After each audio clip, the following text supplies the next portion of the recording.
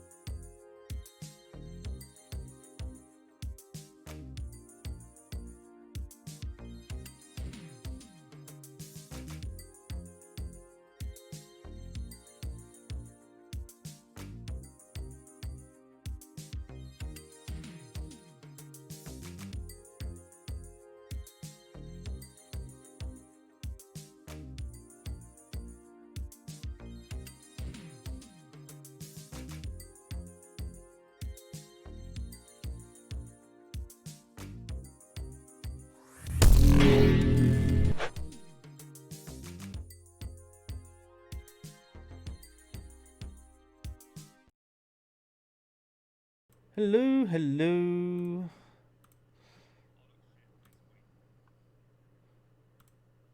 Just say that again, Dan. Bollocks, shit, piss weed. There we go. I think everyone can hear us. Excellent. Hello. Which is good times. I'm just going to log in to see if I can see the stream myself. Hello, Make sure. Dougster.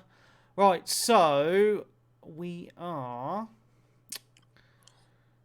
about to start. So we're episode 26. Okay, so episode 26 we'll go Dan, Nikki, yeah, Dan and Nikki, and Jamie, yeah? Yeah, cool. Is that alright? Yeah. Sounds good. Have you listened? Do you listen or not? Did you say you listen? Yeah, I catch bits and pieces myself. Okay, cool. Yeah. Oh, nice. Good times. Okay. You ready? Yep. Yes, mate. Episode 26. Okay, and a 3, and a 2, and a 1. Hello and welcome to 360 Gamercast, episode 26 for Tuesday, the 9th of June, 2020. I'm your host, Mark Webb, Gamertag, Pearson ID, Steam ID, Webby, 360G, and joining me today is... It's Saturday night and fuck all's going on. Cinema Dan. Wilson, Nick Fights on Twitch. Jamie at Jimmy Sue's on Twitch and Jimson90 on Steam. How we doing? So Jamie's a guest this week. Obviously Nikki is, but Nikki's been on before. Kind of like a semi-regular host now, Nikki. Yeah, I'm a semi. Yeah, that's what she said. But Jamie I actually used to work with many years ago. Obviously paths have massively changed. Obviously I work in IT now. Jamie's working as a football coach in the good old US of A now. Yep, complete swerve of what we used to do, mate, wasn't it? Yeah, big time. Glad I'm not doing that shit now, especially with all the COVID going on. 100%. I can't imagine that environment. Well, it wasn't the best at that time, No. especially not all this going on. Mm. Yeah, that wouldn't be the best. Yeah, so you've got your green card and all that now, I imagine? Yes, mate. Yeah, 7 years in the making. Wow. Yeah, 7 years has been a long old stint, but finally got it a couple of months ago now. So, good man, yeah, good man. yeah, getting there. So the important question from me is, who's your favourite baseball team? Oh, I've got a feeling you set me up this one. I think you know the answer, mate. The Boston Red Sox, of course. There's only one team, isn't there? Yes. There's only one team, mate. I know. I just had to ask. Yeah. We talk about them every now and then, don't we, mate? Yeah. So we're about Not so good last year. Yeah. Well, and then obviously we can't talk about anything this season because it hasn't even happened. No. So whereabouts in the States you live in then? Well, so I got it Friday. Live in Kissimmee. So yeah, just outside of Orlando, near all the parks and that. Yeah. So yeah. Obviously a lot more to Florida than just the parks and that, but yeah. But yeah, love it. I know you love the States as well, don't you? You've been up north. Yeah, I mean, I've been on holiday there a good few times now. Visited quite a few different places. Not sure if it's somewhere that I would want to live, though. To be honest, I'm not sure. I mean, just the whole healthcare thing just kind of puts me off. But everything else, you know, I do really love about the place. To be honest. Yeah, it comes as if you get a full-time job up there, it comes as part of the benefits. But like you say, if you're doing I know a lot of people do in the States do like a couple of different part-time jobs, then yeah, you have to fork out for it yourself, and that's a couple $100 a month. It can be, you know. So yeah, it's definitely a negative, and obviously there's a lot of stuff going on at the moment. But we won't talk about that. No, we'll avoid that. We'll swear that. We'll try and keep. I'm going to keep all that out of today's show. I mean, because 100%. obviously it's seeped into a lot of facets of gaming. And I know Dad's laughing his socks off in the background. Carry on. Keep marching ahead. You'll be fine. Yeah, I know. I'm trying to swerve the subject, to be honest. But Done well. I mean, my opinion just from this podcast is just I want to try and keep it just about gaming as much as possible without other facets of life popping in. So that's what I want to be here for, just to try and make people forget about the real world for an hour or two. That'd be quite nice. 100%, yeah. Sounds good. Sometimes a bit of escapism is nice to have. That's why some of us game, isn't it? You know. Well, that's why I game, just to try and forget about everything. Yeah, it's good times. Didn't tell your missus that, did you? I'll tell her all the fucking time, mate. That's why she games as well, to forget about this guy she's married. She thinks to herself, "Oh my god, what a mistake have I made here?" Yeah. Leon's glaze. Well, she's actually nipped to the shops at the minute, so she's not actually here. You're safe for a little bit then. Well, I'm safe unless my 2-week-old baby wakes up. Then I might have to do a runner. But there we go. Hopefully she'll sleep until the missus gets back, and then she can cry all she wants. That's fine. I don't have to worry about it. Yeah, so I've not done a hell of a lot of gaming this week myself, so I'm going to go last and just try and chip in as much as I can throughout, which is cool. There's not much news really. I've got a few little bits, but I think we'll start with you, Dan, because I know you've been playing the Switch, I imagine, still. Yeah. I haven't actually played that many games. I've only got 3 titles really, and 2 of them you've heard me comment on before. Yeah. So let's get it out of the way. Yeah. Animal Crossing. Yeah. I've hardly touched it this week. I think the other day was the first time I haven't really switched it on early in the morning. I kind of left it until mid-morning. I think it's kind of it needs a bit of a refresh for the long-term players to a degree. It needs to come sooner rather than later. I think a lot of us, especially in lockdown, have kind of seen a lot of the content way sooner than expected, which is fine. Which is basically the game has served its purpose quite dramatically. So I tend to log on daily now, just run around a bit, find a fossil, give a present to Beardo, which is one of my villagers. And then, I don't know, go to an island, chop down some trees, pillage the place, and then sell everything, all my ill-gotten gains to the Nook boys down the Nook's Granny. Nice. That's it, really. My missus, as I say, happened. my missus is still addicted to the turnip stuff. Yeah, she was panicking last night because she had shit prices all week, but I think her prices came through for her today. Nice. I only made about 20% profit this week. Only made 20%. And that was on about 600,000 bells, which is quite a lot. It's about 3 rooms in your house where you just fill pillar the Can you post. actually explain to me what Animal Crossing is about? Because I've heard people talk loads about it on other podcasts and YouTubes and all that, and all they seem to go on about is bloody selling turnips. Yeah. What is the point of the game? What is the point of the game? It's an alternate reality to a degree where everyone's nice and there's no threat, there's no conflict, and it's a very much a passive progression game. Why, you'll sit down with some games and you'll grind it for 6, 7, 8 hours just to get a certain piece of weaponry or to level up your dude or whatever. This is done in fits and spurts over multiple days, if not months. But there's so many different threads that you can work on at any point. So you may, for example, wake up one day and then decide that you want to redo your house in a certain way. So you want to do a theme, make it look like studious. So there's all sorts of recipes out there to find, and that's something you want to do. So you chip away with that over a certain amount of time. There's other things you can do if you want to raise funds. You pick all your fruit on the islands, or you plant more fruit, which grows within 2 days into trees, and then you get more fruit. So there's little things like that all combined, and the overarching aim of the game really is to build up your island to a 5-star rating. But you don't have to do that, because I've seen some islands which are bark raving crazy, and some people don't necessarily see that part of the game. It's an immersive experience, basically. Is it a bit like cross between theme park and The Sims then? Yeah, and a bit of Harvest Moon chucked in, I suppose.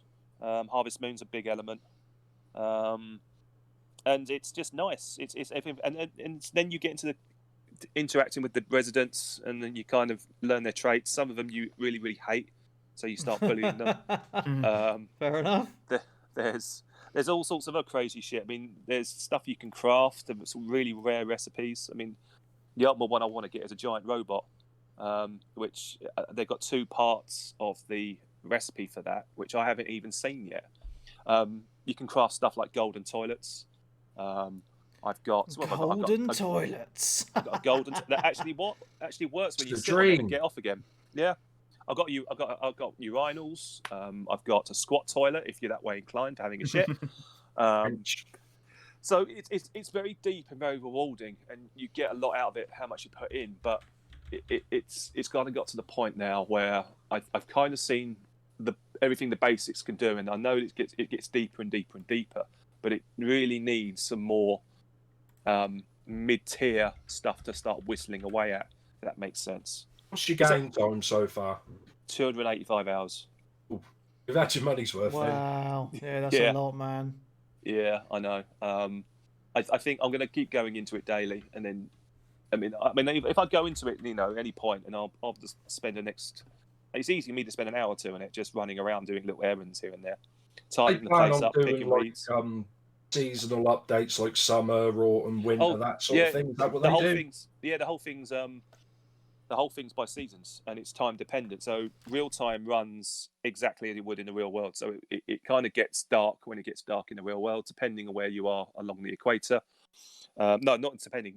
It's a standard for everyone else. So here we're getting quite late when it comes to daylight, aren't we? So it may get dark about 6, 7 o'clock in the game.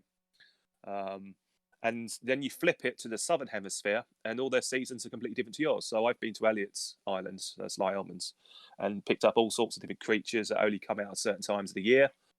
So it's quite deep like that, and summer's only just begun. So this week I caught a hammerhead shark, a great white shark. I haven't come across the basking shark yet, and there's piranhas around apparently as well, which I haven't seen yet either. So there's all sorts of little seasonal things that keep you going, and then you can either put those in the museum, or you can sell them to people. And Yeah, and that's it in its nutshell, really. There's lots of different threads to whittle away at. Some of them are easier to beat than others, I guess. But it's not really. Today I'm going to focus on this, but you might not be able to because that character might not be on your island. So, Other than paying for Nintendo Online and stuff, there's no like microtransactions or got to buy season passes and stuff Nope. like that. You just have to have Nintendo Online, and that's just update as it do. Yep, yeah, that's pretty much correct. There is the option to use amiibo cards and amiibo cards. So how they play in, they're like top trumps basically. You buy them in packs like baseball cards, and they've been in circulation since a title. I can't remember what the title was called on the 3DS. And so what you do with those, you can go to the resident services, and you can scan the card to invite that villager that is applied to the card to visit your campsite, and then you can invite them over 3 successive days and do little tasks for them, and then you can have them move into your village. So you can almost like create who you want to attend, and if you look on eBay, they go for shitloads of money. So I've got a few of those, and they're quite a useful way of getting rid of those villagers you hate. But I've kind of explored that now, and I'm not really into it anymore. So I'm just gonna go with the flow, see what the game throws at me. But I'm hoping that they have an update. They did update one of the old 3DS titles quite a lot. They put new shops in there, new characters came along. So at the moment, I think all the current events that have been announced will have finished by the end of June. So we should have a load of new stuff arriving in July, August, September that will be announced. So fingers crossed, but we'll see. But yeah, I could get really bored one day and just rip down the whole island and start over again, but we'll see. I'm at the same stage as you now. Of actually, I bought it just after release. I think I played about a few hours less than you, but yeah, I just find myself now logging on, picking my shells up, catching a couple of fish, shaking a couple of trees, doing the fossils, selling them off, bumping up my money, selling the turnips if there's a good price. Yeah, I think you're not alone there. I'm the same now, where I'm feeling like I'm ready for something new. Yeah, there needs to be a little bit more variation to it. But we'll see. I mean, it's had a massive following, and I think I've played it more than I would have done anyway. So I'm happy. I'm happy at least. But it's almost like letting go of something. You have to do it gradually. You can't just drop this game. It feels too cold otherwise, just leaving, Harry the Hippo with his dirty Sanchez moustache all alone in the digital void. I did read an interesting article in the week about someone who revisited their old Animal Crossing DS game after 10 years. And it was like a desolate digital wasteland covered in weeds, and none of the villagers recognised him at all. In fact, he was sharing the islands with his, the village with his ex-girlfriend, who was asleep like a corpse in the bed next to him when he woke up. So it was quite disturbing. Creepy, yeah. Oh yeah, I shared this, Marley. I shared this game with you. Oh, you're not moving. Oh shit, what did I do? So yeah, I mean, yeah. Again, it's just that familiarity, and all these things can't start coming back. And I suppose at some point, when I do eventually stop playing it, there will be a moment in time in 6 months, 1 year later, whatever. I go back and get called all sorts of names by the villagers, which does happen. Throw your weeds at them. Huh? Throw weeds at them if that's throw weeds at them. You can't. Well, what you can do, you can keep hitting them with a bug net, and they get really upset. Or you can just basically just run after them and push them out the way constantly. Let's steer them around like a sack of spuds. Does that make them want to leave? There's a whole I did read something about a whole algorithm about whether or not they choose to leave, and that might factor in, but it's only a small part of it. Because you can report them to the I can't remember what her name is in the office or something, can't you? Is that one way as well? I think that resets them though. Oh right. So what I've done with 2 of the residents, I gave them great pats. Both Rasher the pig and Barreled the, I don't know what he is. He's a freak. He's is what he is. I gave him great pats. So occasionally you'll see him walking around town looking like absolute knobheads. And I look at them going, I did that. But you can, go to Annabelle at the resident services and tell them to reset their clothing preferences. So, but okay. that's for clothing. That's for closing, fascists. So we'll see how it goes. Yeah, that's all good, Sweet. man. I mean, as I said, I've done quite a bit of fishing because all the new animals, all the bugs and fish came in this week. So I need to keep that up, I guess. But yeah, I got no real immediate draw to go in and finish this or finish that. So we'll see how it goes. I might as well go on to the next one, which I've progressed a bit further, is Dragon Age 11. Echoes of a Elusive Age, I think it's called. Dragon Quest. Dragon Quest. Did I title it Dragon Age, did I? Yeah. Oh, there's too many. It's a cliche. Dragon this, dragon that. As I said, this game's getting better and better and better. There's a little bit more, as I think last week I talked about. There's a little bit more freedom in terms of exploring the world now, but it's very much laser focused in terms of next quest link, and the criticism I do have to a degree is that the side quests aren't really that attractive to go on. It's like, yeah, off you go, do a fetch quest here, do a fetch quest there, and then get this, get that. So I might start doing that shortly. And one of the things I might start during the week is that I'm starting to accumulate a lot of access to the 2D mode. There's a whole kind of subtext to it, which you can unlock by talking to these little blue amorphous things along your way.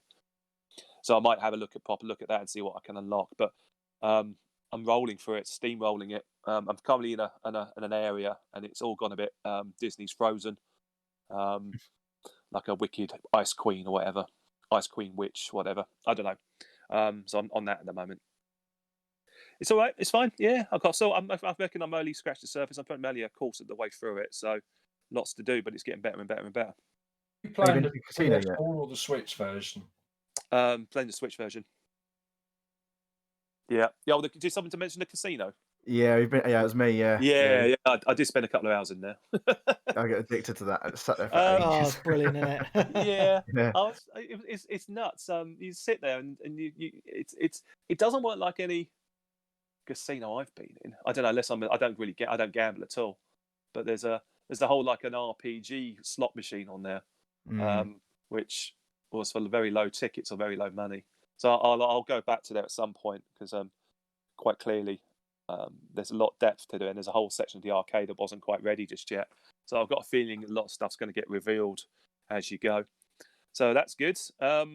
And the last thing I really dabbled in, it's 51 World Games for Nintendo Switch, which has been advertised for weeks on end on the shop. And I was like, this looks like shovelware. It really does. But reading around, it was a big title, I think, for the Wii back in the day, or might have been the 3DS or whatever. And it took everyone by surprise. So lo and behold, a updated version's turned up. If you're not familiar with it, and this is a demo I've played, by the way, but there's 51 tabletop games such as Connect 4, hockey, cards, that kind of stuff. You sit around in a caravan on a British holiday where it's pissing down outside. So the demo on the Switch has 4 games on it which you can play ad infinitum. So Connect 4's on there. Something called President, which is a card game which I didn't really dabble in because I don't want to learn card rules when I'm dabbling in something. A Scalextric equivalent, which I smashed, and something was a bit more tricky was Dominoes, which I struggled with somewhat.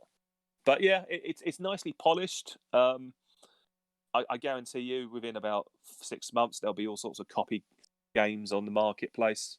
Maybe 52 world games or whatever. I don't know. But it'll all be substandard. And what's quite good on this, it's very polished. So, but it's 35 quid digital. So it depends whether or not you've got the family or friends to play. It's whether or not they want to play, a game of Connect 4 or. What's this Super game Mario called? Kart. Sorry, Dan, I missed the name of it. 51 World Games. And it's on the Switch. It's on the Switch. Yeah, you should be able to find it. Are you looking it up on the video? No, well, I missed it because the missus rang me. Oh. 51 games. World Games. World Games. Worldwide games? World Games. Okay, yeah. Yeah, you got it? Yeah, on the Switch. Yeah. I can. So with that, as I said, it's fine.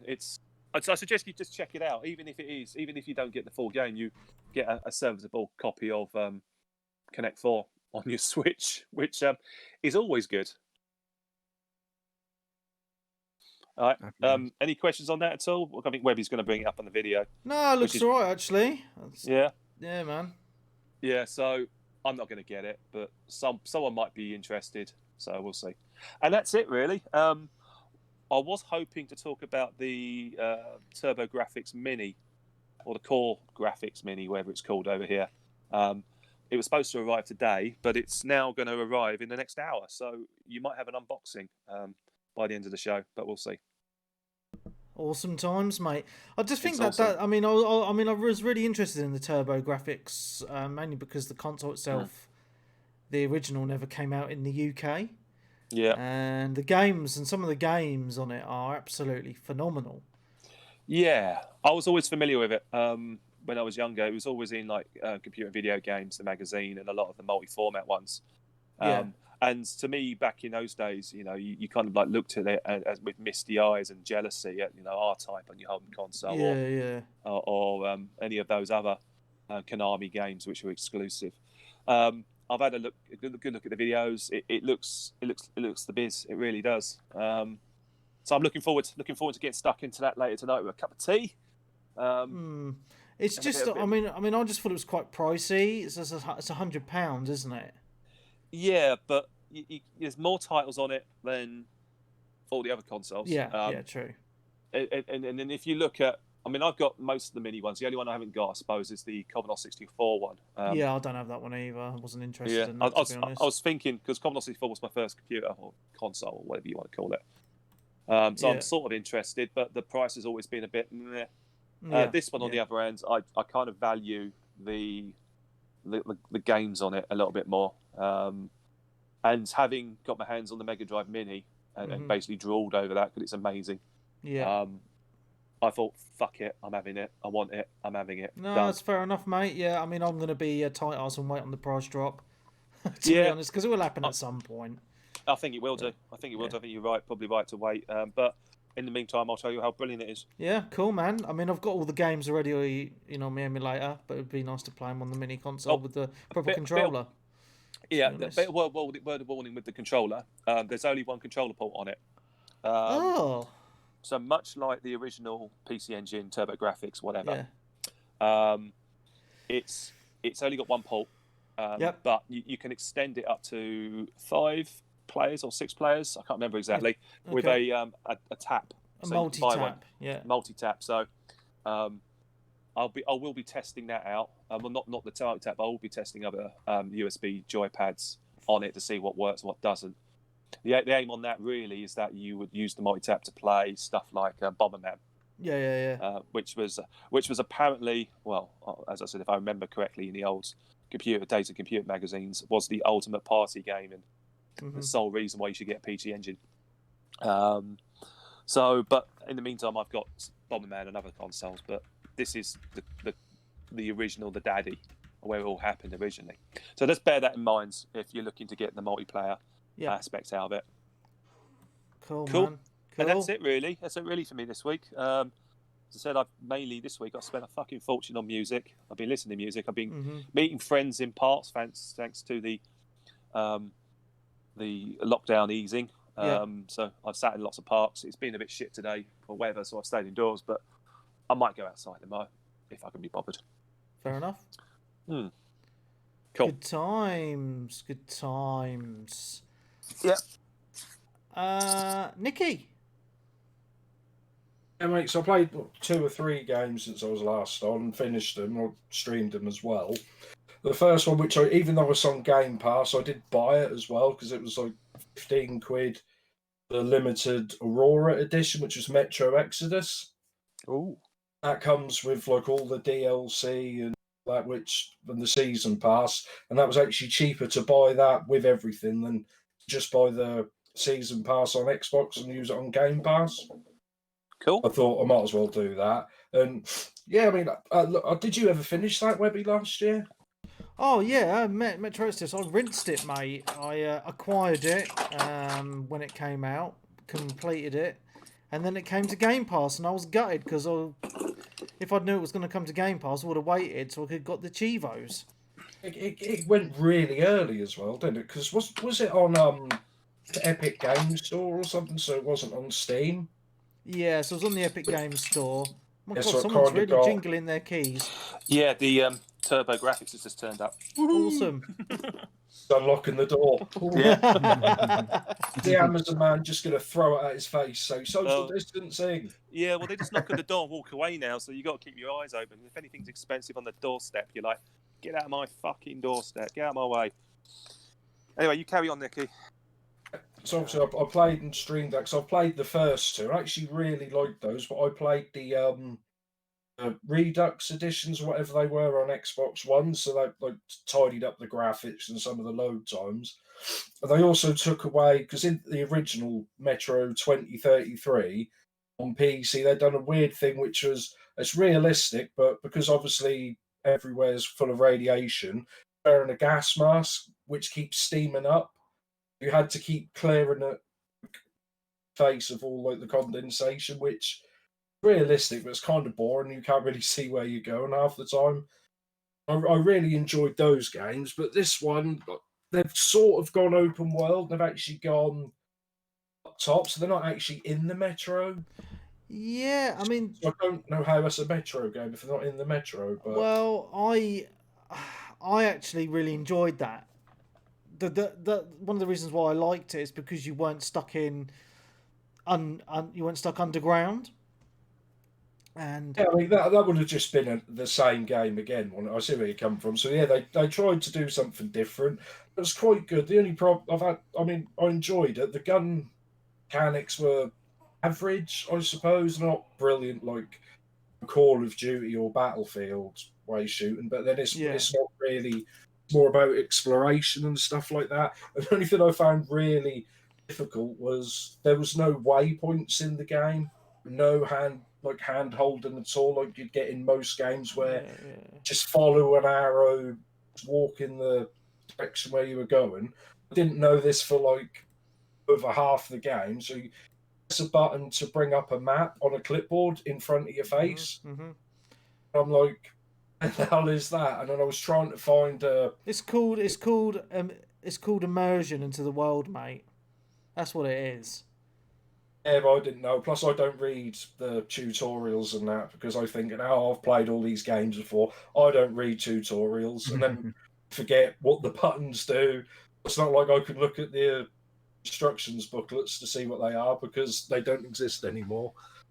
And so over half the game, I thought, well, what am I supposed to do? So I'm just following waypoints at certain areas. And then I found out just over halfway the game, you can then flip the clipboard over from the map. The whole map. Yeah, well, I think it starts as the map, and then you flip it, or whichever way around it is. And so one side it's got a list of objectives, and the other side is just the map. So I was like, oh, that makes it a little bit more interesting. But I think is it 3 parts? It's like autumn, summer, and winter, or something like that, and it finishes. Yeah.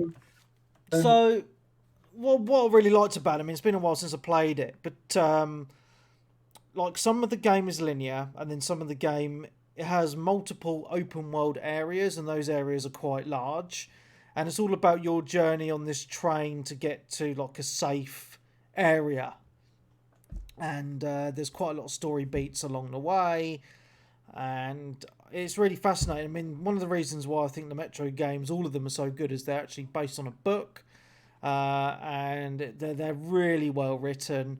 And I mean, the open world areas, to be honest, after a while I just got a little bit bored of them and just came to the main missions because there's quite a lot of side stuff that you can do. I ignored all the side missions pretty much. Yeah.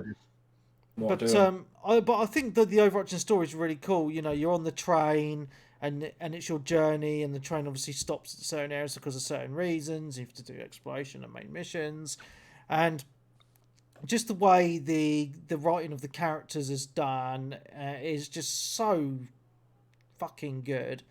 and there's actually 2 endings to the game as well.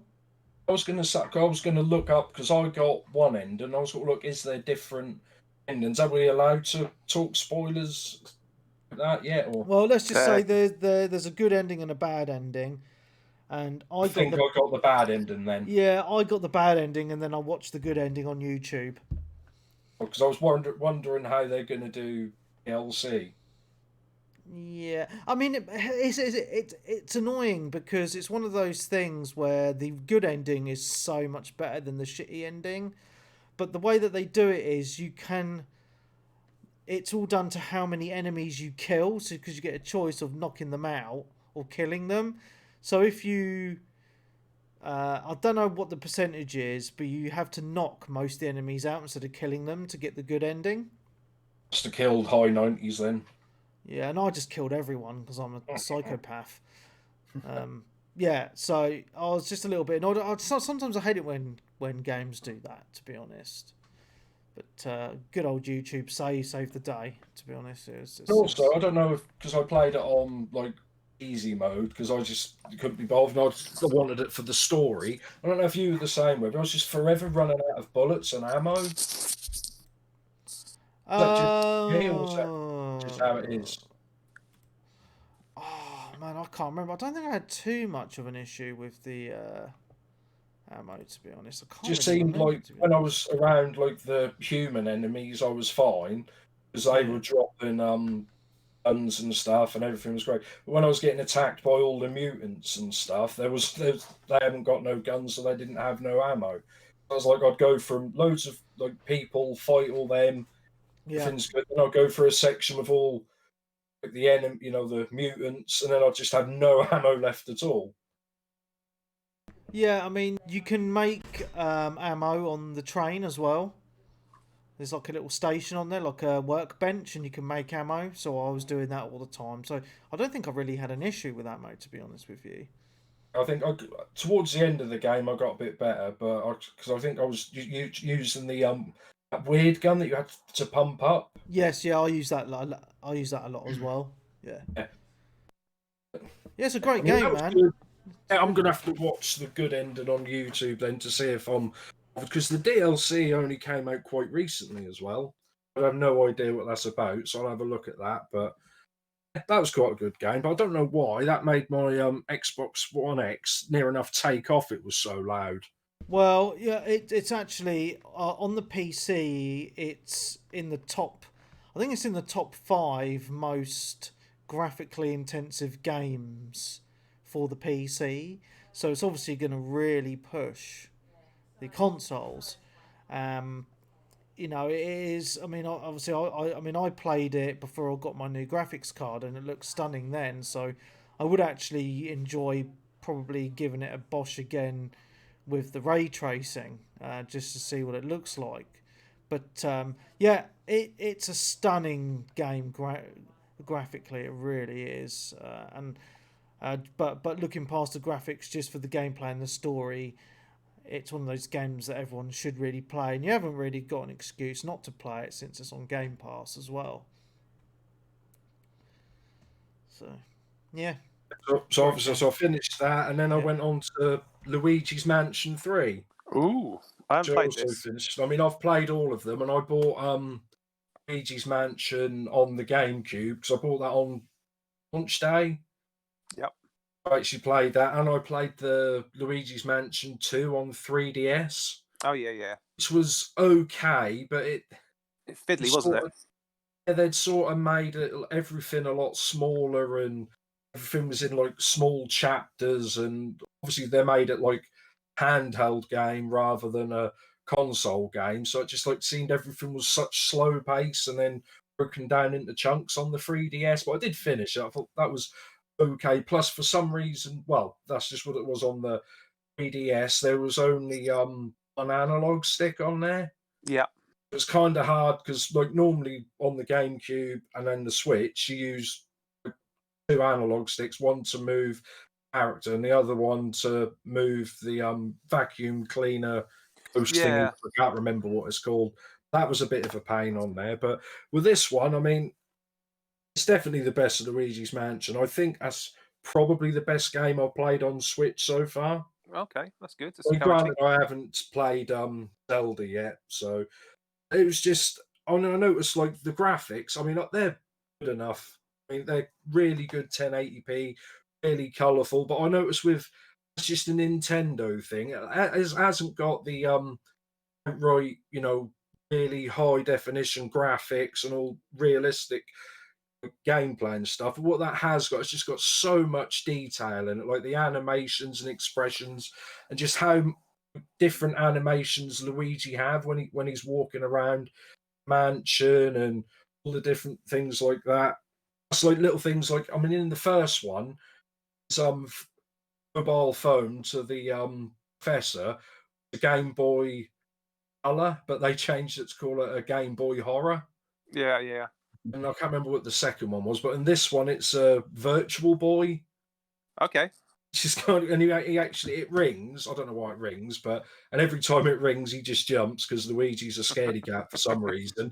And then he puts it over his head, and then the menu hub world is like the Virtual Boy, so everything's in all that red, cool. weird 3D wire graphics. It's just little things like that that made me good. And I suppose the biggest thing they've done in this, I mean, everything else is the same. They've actually got another character called Gooigi. Okay. Is he a ghost?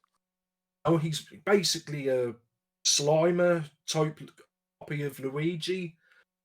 Basically, he's in your backpack, vacuum cleaner, proton pack thingy, and then you click one of the thumbsticks.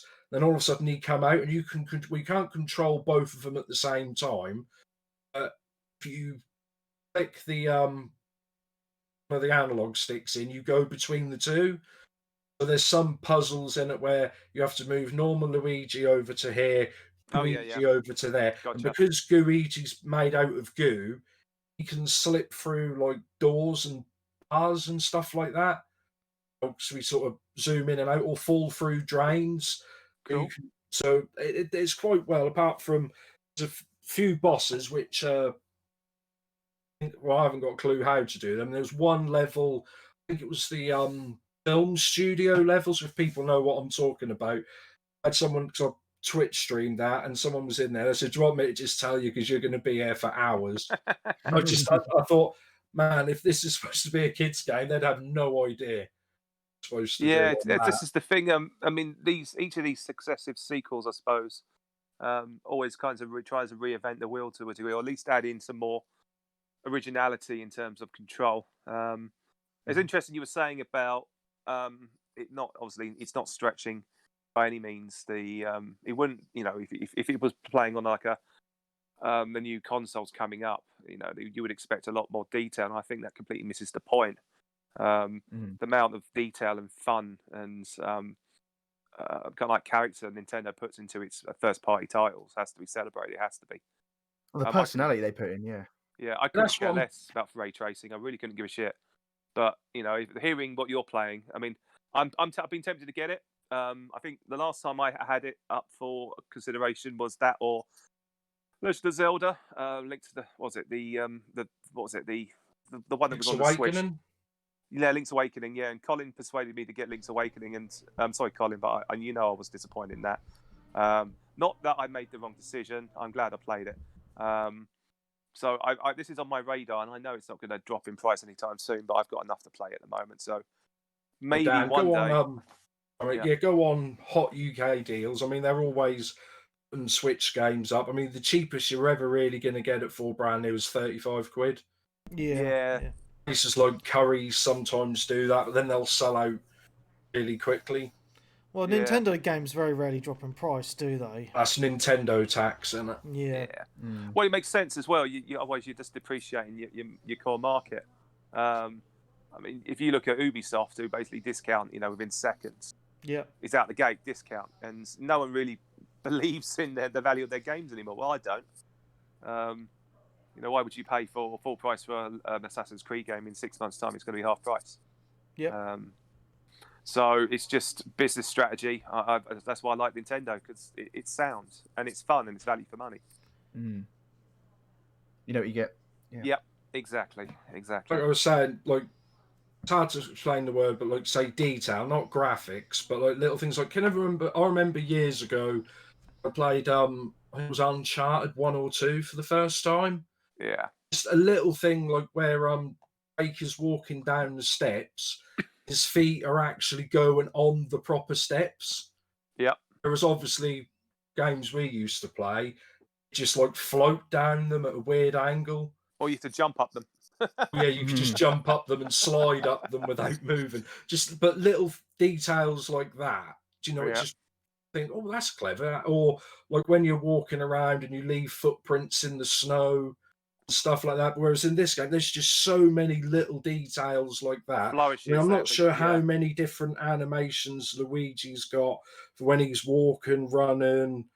And like, I'm sure there's a core bank of character movements that Nintendo have for each of their core characters, which basically get superimposed or transferred over different tiles.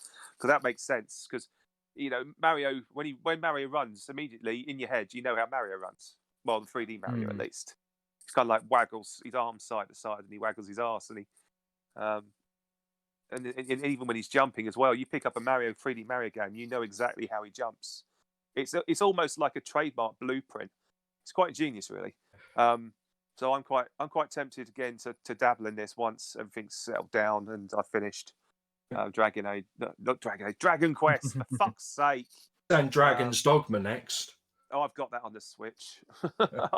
I've gone back. I've only been about 5-6 hours into it, but I think you'd enjoy this, Dan. I finished Dragon's Dogma on the Xbox 360, and I agree with you, it's amazing, but I haven't really got stuck back into it just yet. Because I'm finding it a little bit frustrating.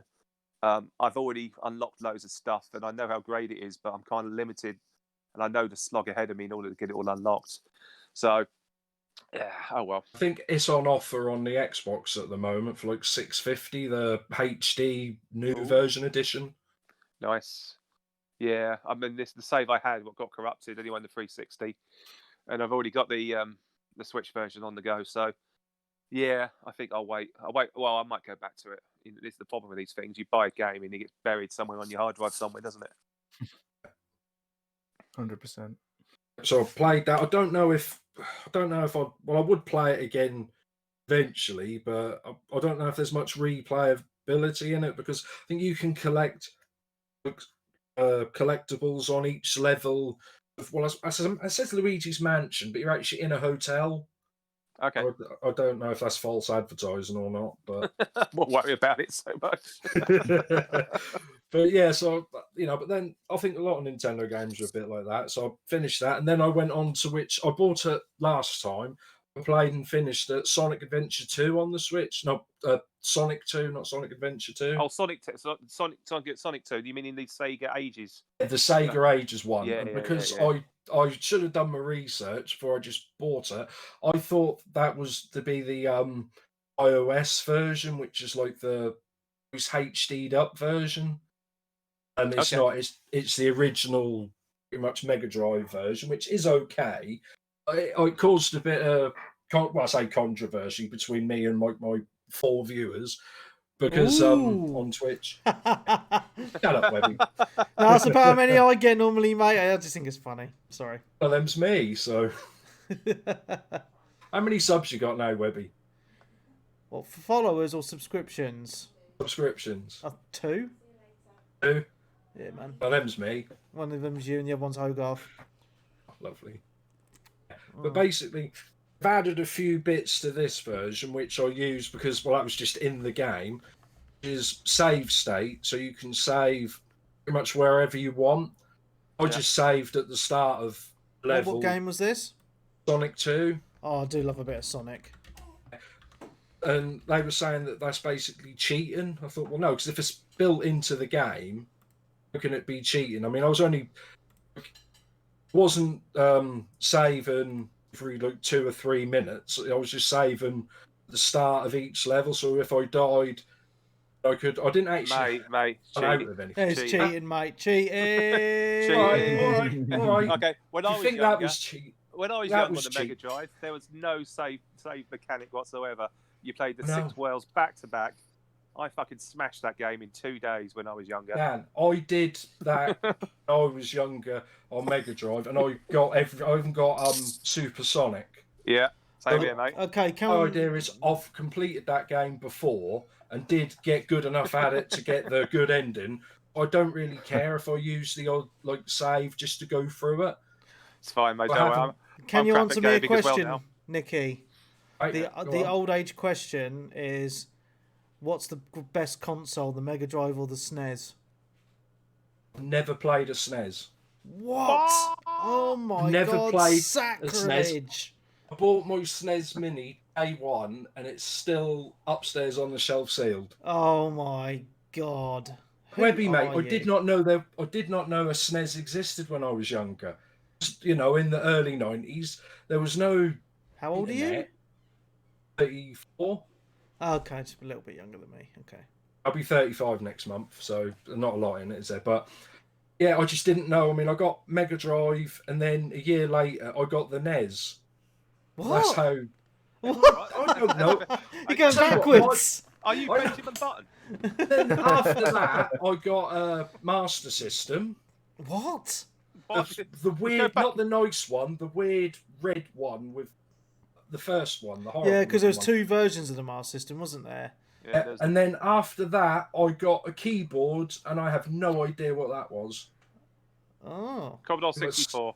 It might have been. BBC It never Micro. worked. Never worked. Well, so, but they did do two versions of the Mega Drive as well, Yeah. didn't they? Well, and then all the add-ons chucked on top of it as Mega well. CD and the 32X, yeah. Yeah. Okay. if you Oh, thought yeah. that was cheating, Sonic 2's actually got another mode called Ring Keep mode. Yeah, I've seen that. I've Every played time you get hit, instead of losing all your rings, you just lose half of your rings. Okay. Can So, you yeah, do the that's- sound test cheat on Sonic 2 on the emulation Well, versions? Well, I've up, never down, done left, it. right, start. Suspect I thought so. that was I mean, Sonic 1, the- up, down, left, right, A start. Yeah, it was. So I sound checked. I didn't know about the sound check. Yeah, so on Sonic, 2. I think on Sonic 2 there was like a sound, like on the sound test, there was a cheat which would give you a level select. It was either Sonic Oh, 2 or Sonic 3. I'm yeah. pretty sure I it know was what you 2. mean. You play like 3 different things, one after the other, and that unlock. But level select is unlocked from the get-go in this. Oh, okay. What I can say, the original Sonic on the Mega Drive Mini, up, down, left, right, start, does actually work. Oh, I tried. Well, I tried it and I couldn't get it to work. I'm just being a nub then. Fat fingers, mate. Yeah, because the ring chimes, it goes ding, and then I press start, and it doesn't, and it just starts the game. It's very Yeah. weird. Yeah. Yeah. It works though. I can confirm. Yeah. Then Anyway, you press up C, down C, left C, right C, start, and then that was the debug mode. anyway, Ah. not everyone's answered. Mega Drive or Super Nintendo? Oh, Good drive. I was Mega Drive back in the day, but I grew to appreciate both. Yeah. Yeah, I mean, I Mega Drive. Yeah, I preferred the Mega Drive, but I always have a soft spot for Super Mario All Stars on the Super Nintendo. Yeah. Good Decent. times. Sorry, Nikki. Just wanted Good time. everyone to answer that.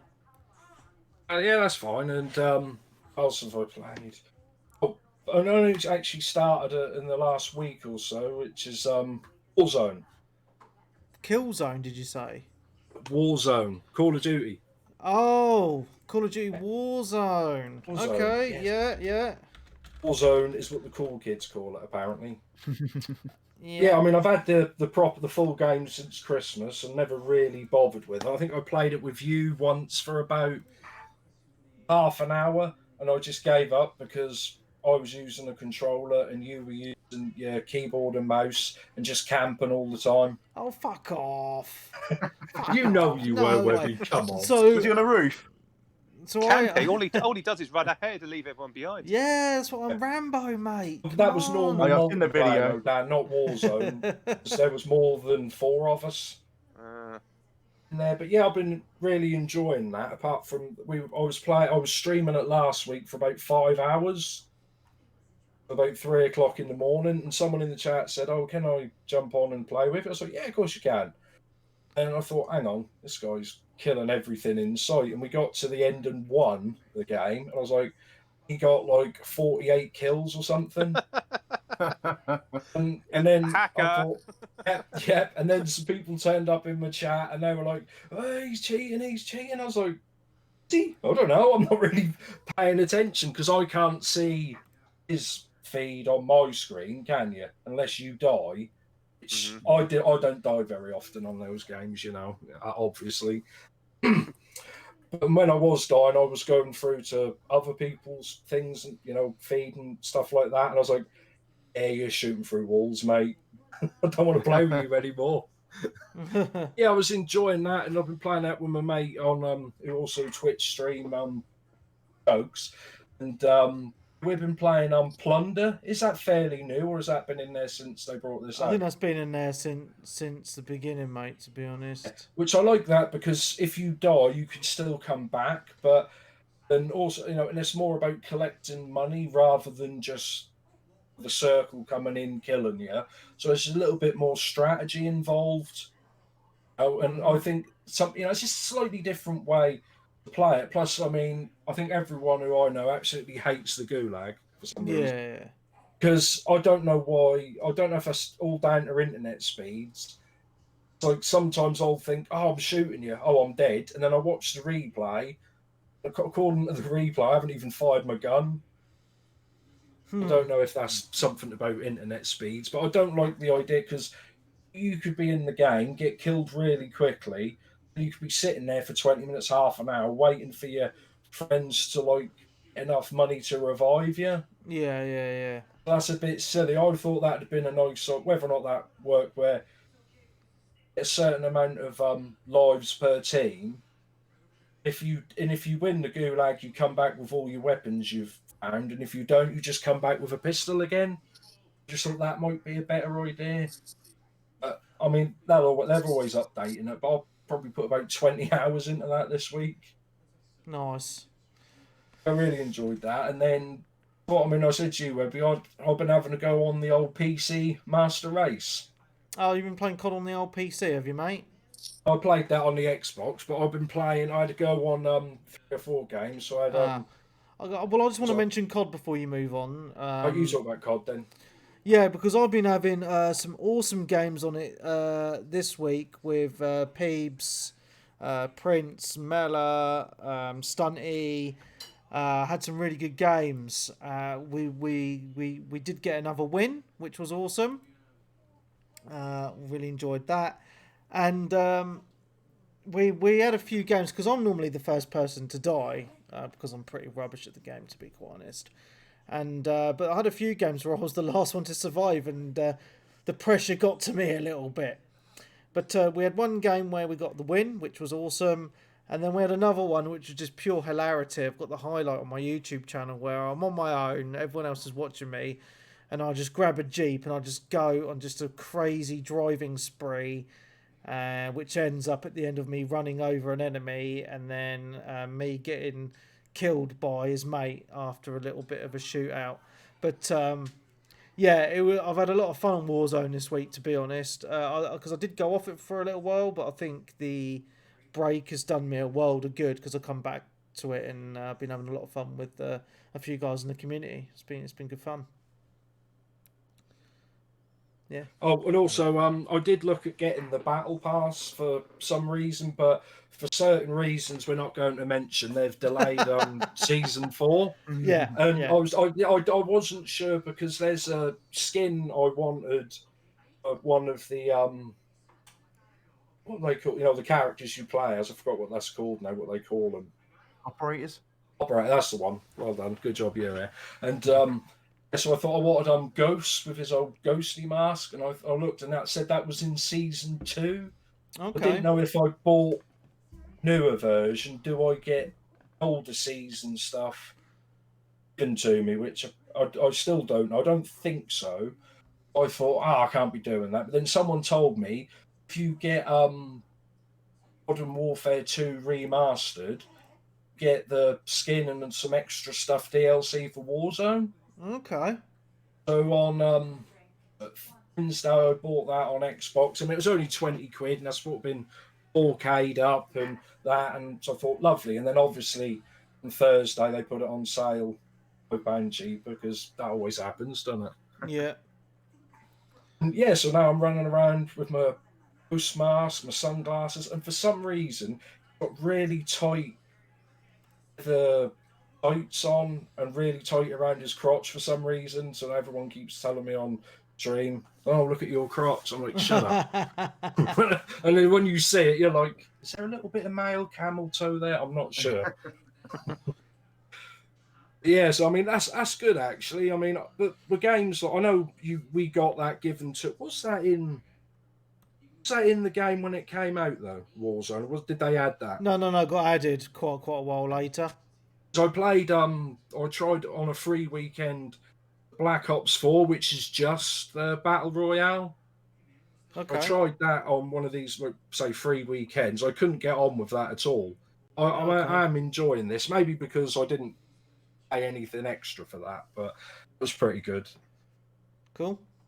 And like I said, I've been having a go on these PC Master Race, like Forza Horizon 4, Resident Evil 2, and I've even done that thing where you go through and you see the frames per second up in the corner and all that, and it says well, I don't know why. Nerd. I'm looking at what it says in the corner. I'm not actually looking at the game. Like, yeah, oh, look at that, 120, love it. Oh, I'll tell you what. Oh, I better get up. You saying that is quite interesting because I've been going through that stage for well over a couple of years, sadly enough. Like changing settings just to get those extra frames per second, make sure it's over 60. If it dips down to 59 or 58, oh, it's the end of the world. You're going to get on Twitter and complain about it. No, so actually, PC Gamer about a month ago put out a really good article. One of the editors there has been going through the same thing, and he said just turn off the frame counters, just turn them off, and just enjoy the game. And he says it's made him just immerse himself and enjoy the games a lot more. So sounds obvious to me. I know, but it's just one of those things. So I've actually now, especially when I'm streaming, I just turn off the frame counters, man. I just turn it off and just enjoy the game. When I first launch the game, I'll have it on just so I can tweak the settings to how I want them, and then I'll turn it off after that. So. Because certain games like Assassin's Creed Odyssey, it's always going to dip under 60, especially in the towns, no matter what settings you have it on. So you're just going to get pissed off, so you might as well just turn the fucking thing off. So, yeah. That's my word of wisdom for the day. Because I've been... I mean, I tried PC gaming in the early to mid 2000s. Yeah. That's when Half-Life 2 came out. Yeah, it was a different time back then. And I was playing the old Counter-Strike Source, and I really enjoyed that. But I think it could be cheaper now. But back then, it was just really expensive to upgrade like anything, and it was moving a lot faster. And it's like if you didn't have latest graphics cards, you just couldn't play hardly anything. Yeah, I think your PC would be lucky to last 18 months before it's pretty much so you'd go from running everything on high graphic. I don't know if you think they called it ultra back then. Everything on high, say in 2004 or 2006, you'd struggle to play anything on low settings. Yeah, but I think now the progress is a lot slower. Like your system will easily last you like 6 years.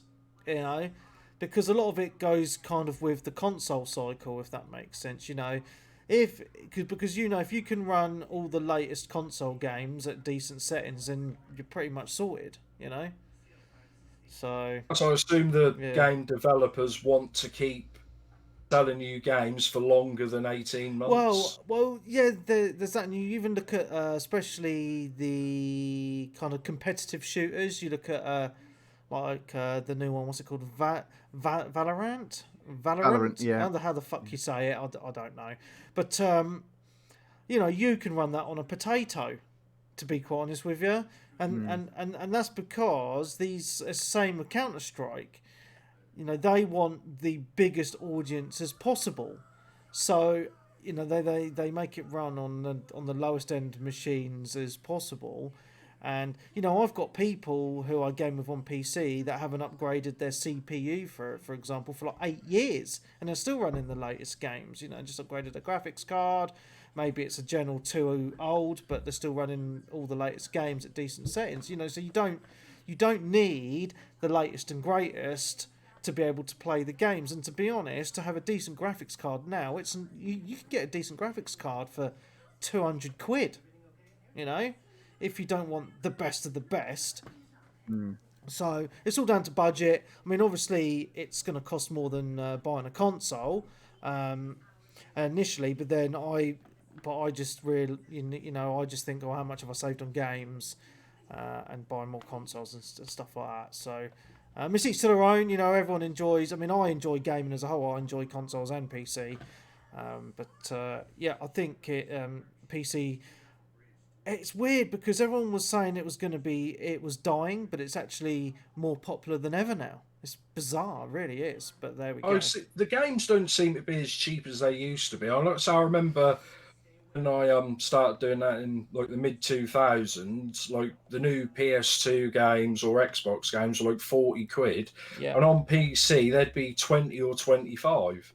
Now when I look on Steam, they're pretty much exactly the same. Obviously the newer games, I know you can go CD keys for a couple of quid cheaper, so it's not like a huge amount of difference. Well, it depends on the game, and to be honest, I very rarely buy my games on the Steam store unless they're on sale. If it's a brand new game, I will buy on CD keys. Like for example, what's the new one that's coming out this year? Cyberpunk.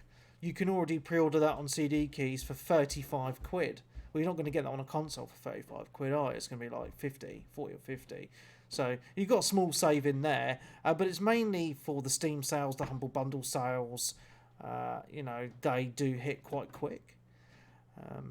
So, you know, that's how I usually buy my games. Right. Yeah, because Cyberpunk's going to be 45 quid cheapest, isn't it, really? 44. Yeah. Yeah, you're gonna struggle. You might be able to get it discounted with your spuds and your newspaper at Sainsbury's. Yeah, maybe. Yeah, maybe. Well, you never know, mate. I mean, it could happen.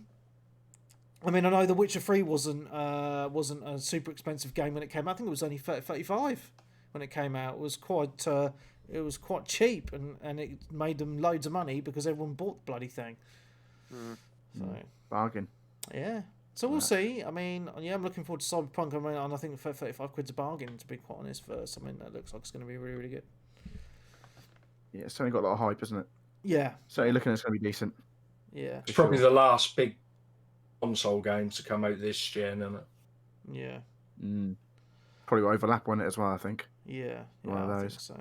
They'll bring a Game of the Year edition out next year on the PlayStation 5. And no, because they've Xbox. already said on the Xbox, if you buy the Xbox One version, you get a free Series X version of it. So. Oh, that's why I said on the PlayStation 5, because they don't.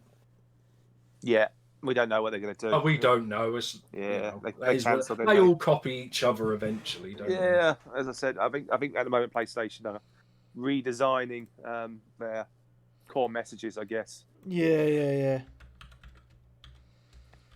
Yeah, like I was saying before we went off, I was just saying I couldn't tell much of a difference between the console versions and the PC like Forza, that's running 34K on my TV and 120, was it 1440p or something ultra, and I couldn't see much of a difference really. But I think that's like one of these where if I was to play that on PC a long amount of time and get used to it, that if I went back to playing it on the console at 30, I'd notice it then. Like when we all used to see like HD TVs and stuff like that and think, yeah, I suppose that's a good picture, it's not too bad. But now if you try and, especially the size of the TVs now, if you try and watch stuff in the standard definition now, you think, no, it's pretty much unwatchable. Yeah, I mean, it depends on the game. It depends on your monitor. It depends on your TV. There's a lot of variables there, right? I mean, certain games work really well with a higher FPS, and some games it doesn't really matter. So anything over 60 on a racing game, you're not really going to notice. It doesn't really matter. But putting all the settings on ultra is going to make a difference to like shadows, textures, and stuff like that. But then on shooters, those higher frames, you do notice a big difference. So it all depends on the game, and that's it. It just depends on what you're going for, really.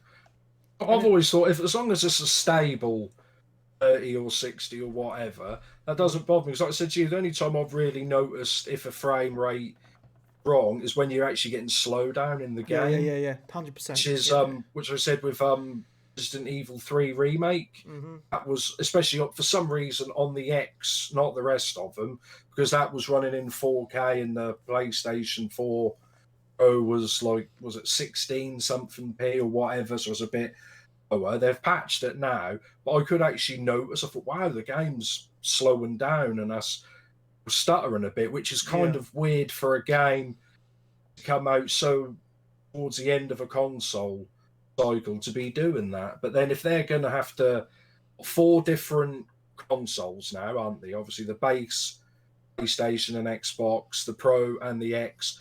Obviously, I mean, I don't know how many different variants on PC they could actually have to optimize it for. Mm. You know what I mean? So maybe they just haven't got the time and they just think, oh, stuff it, we'll patch it later. Yeah, maybe. Who knows, man? Who knows? A bit like Ubisoft. Yeah. Patch it never. Anyway, Nicky, what else have you been playing, dude? That's it, mate. Okay. Jamie. Yeah, Our special guest. Last game to completion was Final Fantasy VII Remake, and that was a few weeks ago now. Oh, so what's your thoughts, man?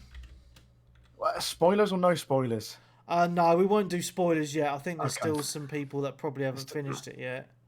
Yeah, a spoiler cast, so didn't we, Webby? If anyone don't know what, I'll go back and listen to it. Yeah, you got into it, didn't you? Yeah.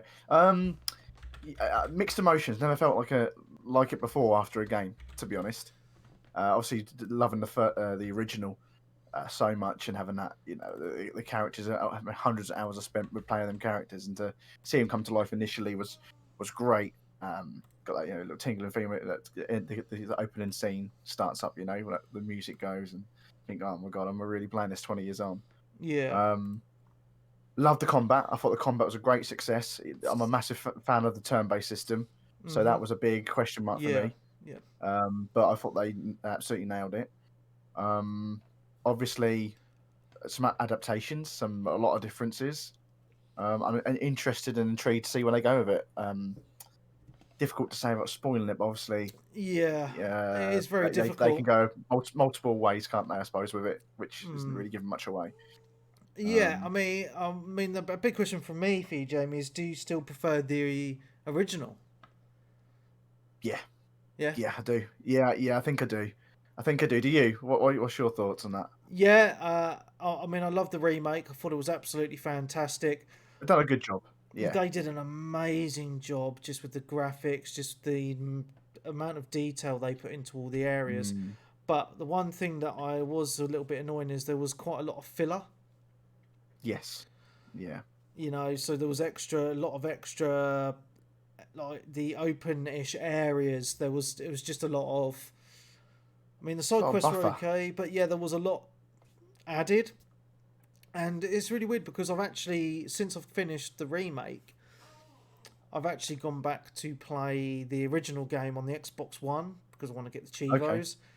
Okay. And I've already got to Don Corneo's mansion. I've already dressed up as the girl and all that in like 4.5 hours.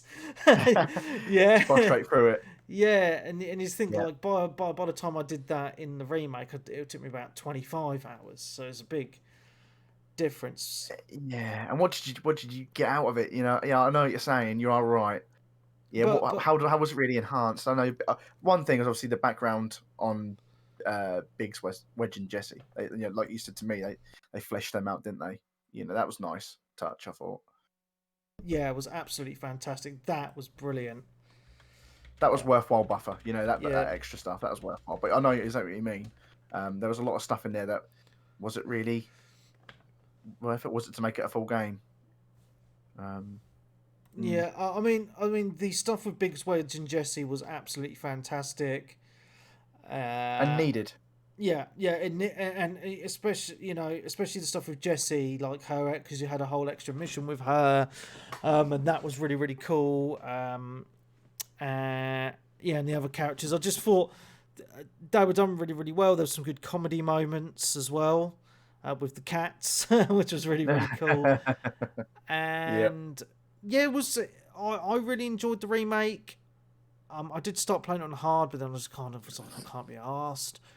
Yeah. But I mean, I enjoyed it until the ending, and to be honest, I said it in the spoiler cast anyway, but I didn't like the ending at all because I just changed up way too much of the game. Well, a huge amount, and now it's just they've got free reign to do with the rest of the story what they want.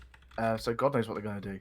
Yeah, I know there was an interview with one of the devs saying, "Oh, they're not going to change much of it at all," blah blah blah. But they've left it so open ended now. I'm not giving away any spoilers that they could pretty much do whatever the fuck they want with it. Could be a complete different game. Yeah. Yeah, and they haven't really even started the sequel yet. Anyway, well, the next chapter, shall we say? And it's really really weird playing this as a mega Uber fan. Because I've played the original loads of times, and I've also played Crisis Core, Final Fantasy VII, which is the prequel to Final Fantasy VII, which was only released on the Vita. Oh no, on the PSP. Sorry, PSP. In physical form.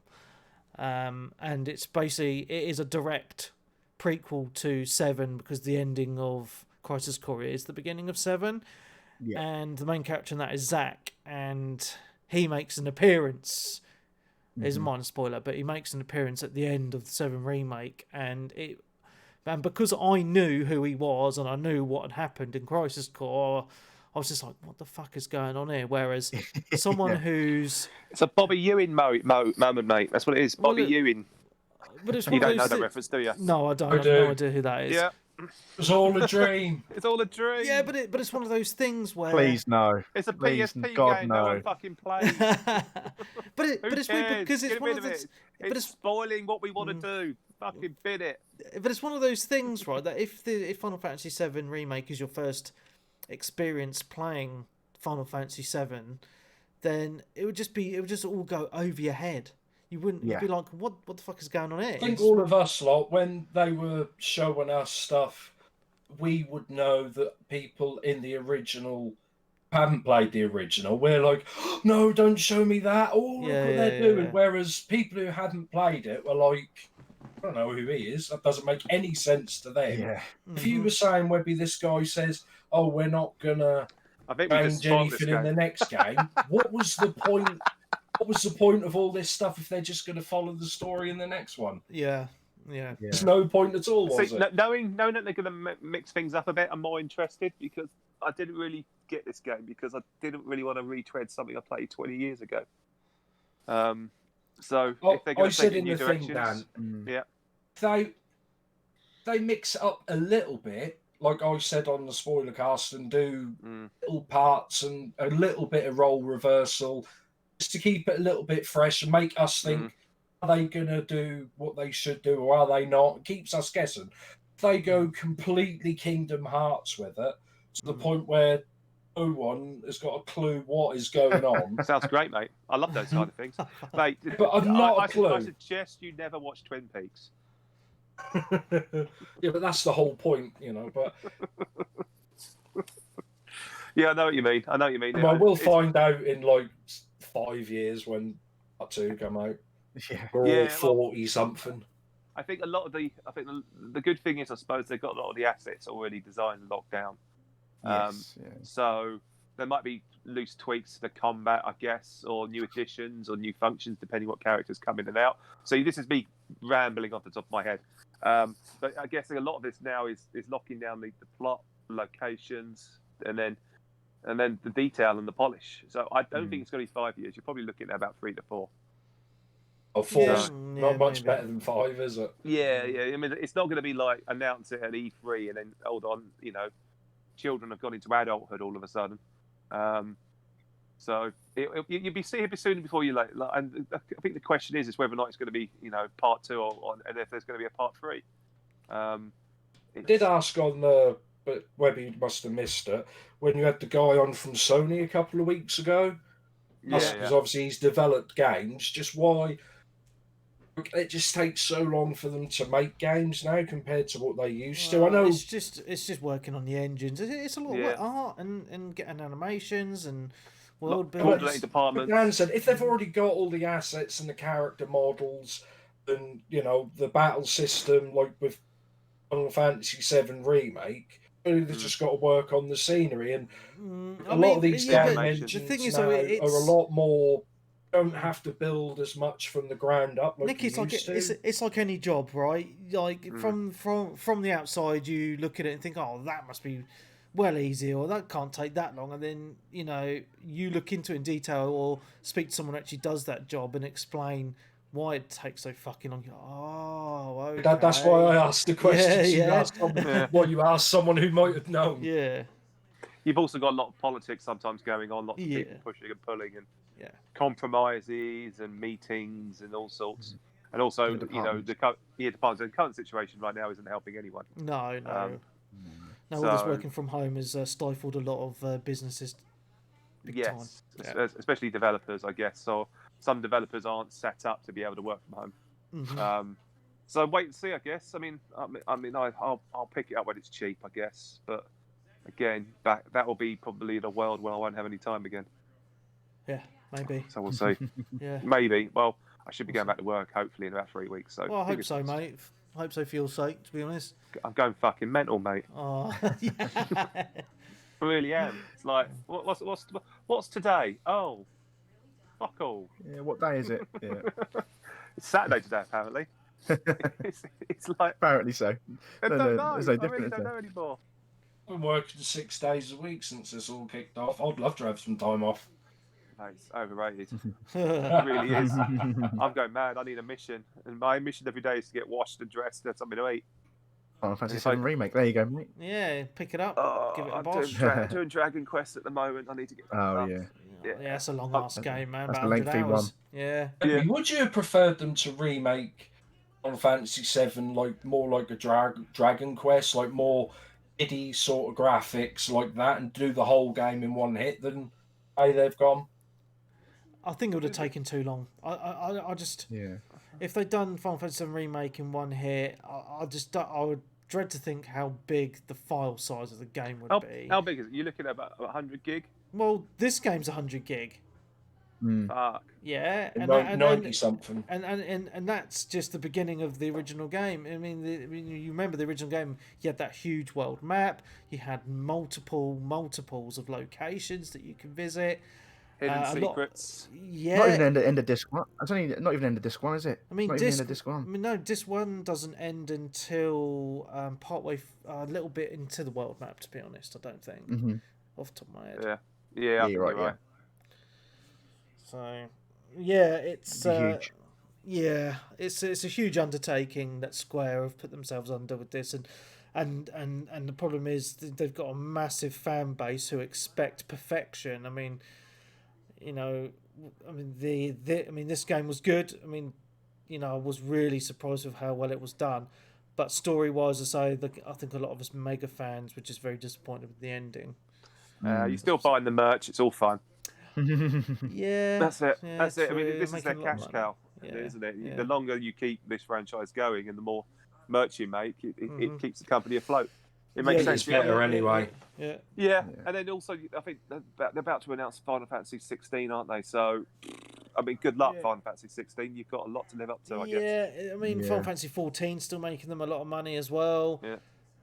I would like to see like a remaster of 6, to be honest, because that's really good as well. But it's one of the other fan favorites, isn't it? Yeah, I mean, it's one I've never finished, to be honest. I do need to actually give it a proper playthrough. Yeah, I've dabbled with it, but I've completed it either. It's one I haven't gone through. Yeah, it's 7, 8, proper 9, old 10, school, and yeah. it's an old SNES game, isn't it? So Yes, yeah. proper top I think down. I'm pretty sure I own it. Yeah. Yeah. Cool. Yeah. What else? Obviously Animal Crossing, but we talked about that, and I've got the same feelings as Dan on that. And then another game I picked up. My love for these sort of games started back in with Hearthstone. I don't know if anyone played that, or Gwent out of Witcher 3. Yeah. I love card game. games. Yeah. Yeah, Monster Train. So it's Monster- 1999 What? Never heard of on this. Steam. Yeah, it's a rogue, so it's like strategic roguelike deck building game. So you are on a train to start hell up again, basically. So you're fighting against the angels or whatever. There's 3 tiers to your train, and you have I think it's 5 or 6 different types of units, or like not clans, but like you got the Hellhounds, which are they're mainly predominantly just damage based tanks than damage based, and then you've got like the Umbra guys where that you can summon morsels, and if they survive the round of combat, then you eat the morsels and makes your character stronger. There's spells, and every run is different. So you pick up artifacts to make your group stronger. You can upgrade your basic units.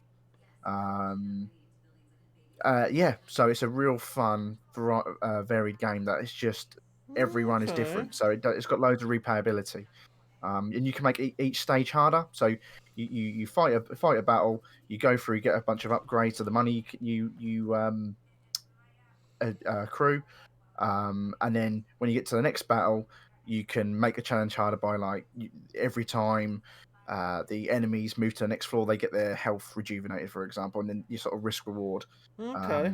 Just add that extra layer, and yeah. So the end goal is you get to the final boss, defeat the final boss. If you don't, if you're Pyre, which is on the top floor, it gets taken out before that time. The run is over, and you get a bunch of XP, unlock some more cards, etc. So you play with any 2 of the different types of clans, I'm going to call them, each time, and that then adds another layer of blend of like the Awoken clan, for example, which are all about rejuvenation. If you rejuvenate your characters, then they get buffs, etc. You can have them mixed with like the Hellhounds, which are predominantly damage based, and you get like a blend every time you play. So it's just just a really interesting game. We're having loads of fun with it at the minute. Okay, So yes, if you're 'cause into your deck building, there's quite a few of those different card games out at the minute, isn't there? is it Slay the Slay the Spire? Spire is a popular Yeah, one. yeah, similar to that. Yeah, Have you checked out Legends of Runeterra? I It's haven't. Is that the free to free play. game? Yeah. It's made by the Dota people. It's actually Yes, pretty yeah, I've good. heard You of should that. check it out, man. You can play it on your phone and on PC, and your accounts link, so you can carry on. Your progress carries over to each platform. Oh, okay. Yeah, Excellent. it's quite cool. So you should check that out as well if you're into your Yeah, card yeah, games. I've heard good things about that. Yeah, it Yeah. is really, really good. It's really well done. Yes, it seems to be a bit of a growing. I know it's been around for years with like Might and Magic and that. Yeah, Magic the it seems to be- Gathering. Yeah. yeah. So I know it's been around for a while, but it seems to be making a bit of a resurgence. So Yeah. is that Hand of Fate as well, isn't it? I've heard of that. You Oh, can it's just sort of really good. RPG. Really Yeah, good. I've heard of that. Yeah, it's a shame because the devs, they're Australian devs, and they actually, after they made Hand of Fate 2, I don't think it sold that well, and the studio went under, unfortunately. Oh, that's a shame. Yeah.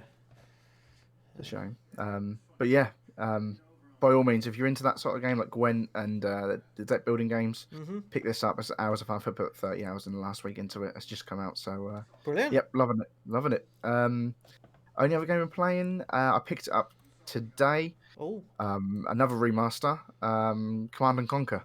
Yes, I saw that on Steam, and I was like, oh man, I really want to pick it up, but I'm kind of stopping myself from buying games at the minute, so I didn't obviously pick it up. But how's the graphics? Because have they actually done much to it, or what? Yeah, so if you just probably press the space bar, I think it is, you can revert to the 320 pixel to the current Right. graphics. The graphics aren't. My uncle was saying this. He's been watching a few streams. He said he doesn't think they're quite 2020 quality, but I think they're good. I think they polished it up. The map is okay. they've just polished. It's just more, what you'd expect. The units are slightly crisper. The houses are slightly better. The rubble and the roads are now a bit crisper. And I think like something I thought was bones before is now. So they've just kind of up-resed it. They haven't actually done a full remaster on it.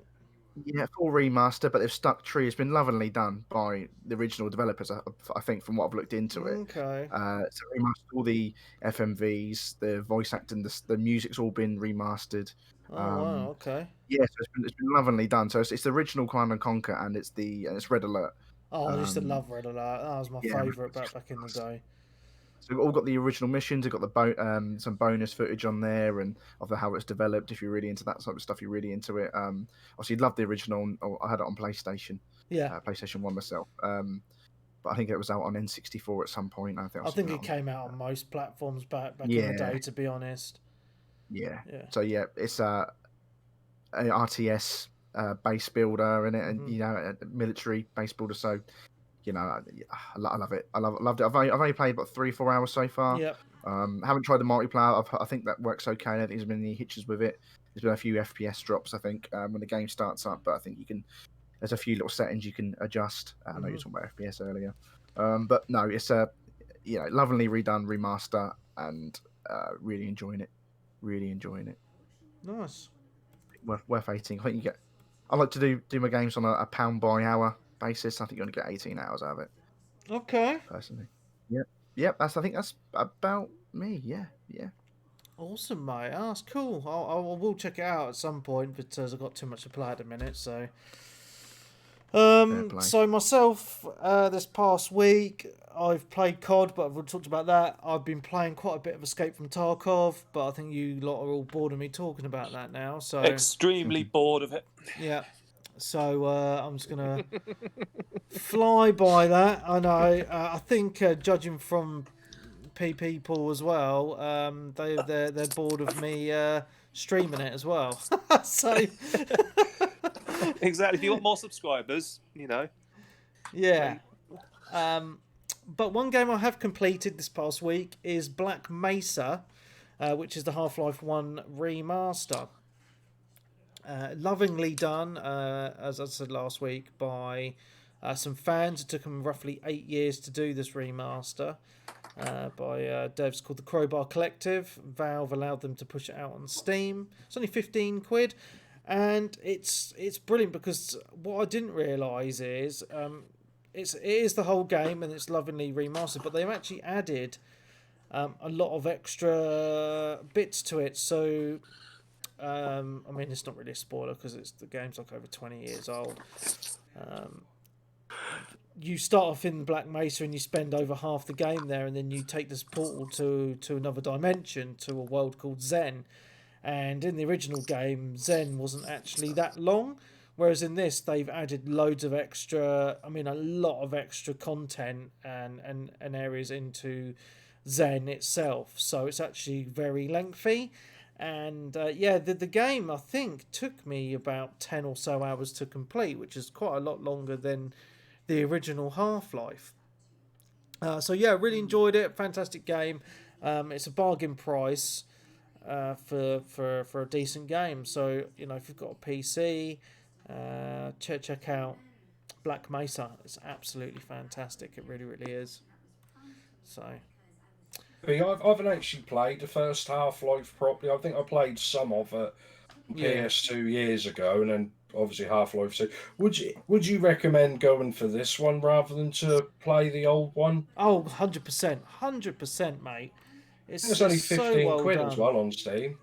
Yeah, so it's only 15 quid. It's really, really good. And it looks great. It's well worth your cash. Really, really is. Add that to the wish list then. Add it to the wish list, mate. Do it. Cool. I played a little bit of Sea of Thieves this week with old Darkest Frost and his daughter. We had a good time playing that. We did the usual, We went and did some missions. We did, went on some islands. We killed some skeletons and dug up some treasure. Peebs' favourite game. So. Thought I'd mention some Sea of Thieves. Really, really enjoyed it. Good with time. mates, isn't it? Good with mates, though. Oh, it's so good with mates. I mean, it's one of those games that the co-op really makes it what it is. It's just that exploration of the world, just solving the puzzles on the islands. It's just a lot of fun, and just random shit can always happen. I mean, I've got a highlight video up where we got attacked by a kraken and a ghost ship at the same bloody time. It was just hilariously. Well, at the time we were like, no, all our stuff. But you look back on it now and think, oh, it was just a great randomness, So, and I love the fact you can have 3 different sizes of ships depending on how many players that you want to have as well, which is pretty cool. So yeah, it's a great game. Really like it. So happy days. Happy days indeed. Now I was a bit boring today, and I played a little game called PC Building Simulator. Next. I know. Yeah. So basically, it's actually really Dull. well, yeah, pretty much. I mean, you literally. It's very intricate because it's literally all the bits you build it from scratch. You put all the bits in, and you have to put them in properly. Do all the cabling up from the power supply. Everything's got to be put in. Fucking hell. Yeah, and then if you get something wrong, obviously it won't boot. Then you got to try and figure out what you've missed or what's wrong. Yeah, It's basically it sounds like a job. Yeah. But it's quite cool because if you're thinking of building a new PC, it's all real world components. So the real cases which you can buy, obviously all the CPUs and fans, cooling, graphics cards, everything you can buy in real world. So if you want to test a setup and see how you would build it, then you can have a go on PC Building Simulator. You put flash and neon lights in the case. What's that, mate? You put flashing neon lights in the Yes, case. you can put flashing neon lights in your case. I'm interested now. Yeah. I'm watching the video at the moment. You're basically just Put them you're walking around a room. You go for a door. Yeah. You go for a coffee as well. Yeah, and then you boot up your computer. Well, you build the computer, and yeah, man, it's all good. Look at this, it's fucking awesome. Yeah. I see value in it is if, like you say, you're trying to sort out a sort of rig for yourself, Yeah, and you want to see how it's put together. I see value in that, I suppose. But you're saying you're playing this for fun. well, I played it for about 20 minutes today. Yeah. I think I can actually teach you how to build a PC, though. Yeah, 100% it can. Fair play. No, it's not as There difficult. is some value in that. Yeah. No, there isn't. How How much you trying to be pay for nice. it? No, it'd never be nice to Webby. How much you pay for it? It's on sale on Steam, I think, for like £8 at the minute. Okay. So, Are you happy? oh mate, I'm always happy. You know what I mean? The brew dogs for that. Yeah, we've got the brew dogs on the go. It's all good. Yeah. Okay, carry on. That's all I can really say. That went down like a lead balloon, didn't it, Webby? Yeah, I know. Yeah. So I've been playing a new game. Only available on Go. PC. PC Simulator 2. How did you know? It's a little Go bit of on, a it's actually a little bit of a horror type game. It's called Chernobyl. Chernobylites. So it's made by a studio called Farm 51. They did another game called World War II, which is like Battlefield but better. But this is a single player game. Now the cool thing about this is it's set in Chernobyl, and what they did is they actually Say it again. So I'm with you now. So it's Chernobyl. yeah, Did you say Chernobyl? Chernobyl. That's how I say it. Are you saying Chernobyl? Mate, it's just Chernobyl. how I pronounce things. All right. Anyway. I didn't really understand what you sounded like a Shinobi. Am I doing a Shinobi. stunty right? Am I doing a stunty right now? A little bit, yeah. Okay, so it's set. This is going to be edited Chernobyl. in the main Chernobyl. show. It's going to be set. It's set in Chernobyl. This is the shit that people listening live would never hear in the main cut. Yeah, so basically, Shinobolite. That sounds like a knob. Anyway, A radioactive cock. yeah, Radioactive knob. it's this game with this giant radioactive penis, and no, so anyway, so I'm going to say how I want to say it. So it's called Shinobolite. It's set in Chernobyl, but the cool thing is, it's they've mapped the real area from real life. Wow. The team actually went into the zone and just mapped the whole place, and so it's actually set. So everywhere you go is what it looks like in real life, which is really, really cool. Which is the main reason why I picked this game up. The story is it's in early access at the minute, so it's not finished, and I'm saying it's in very early access.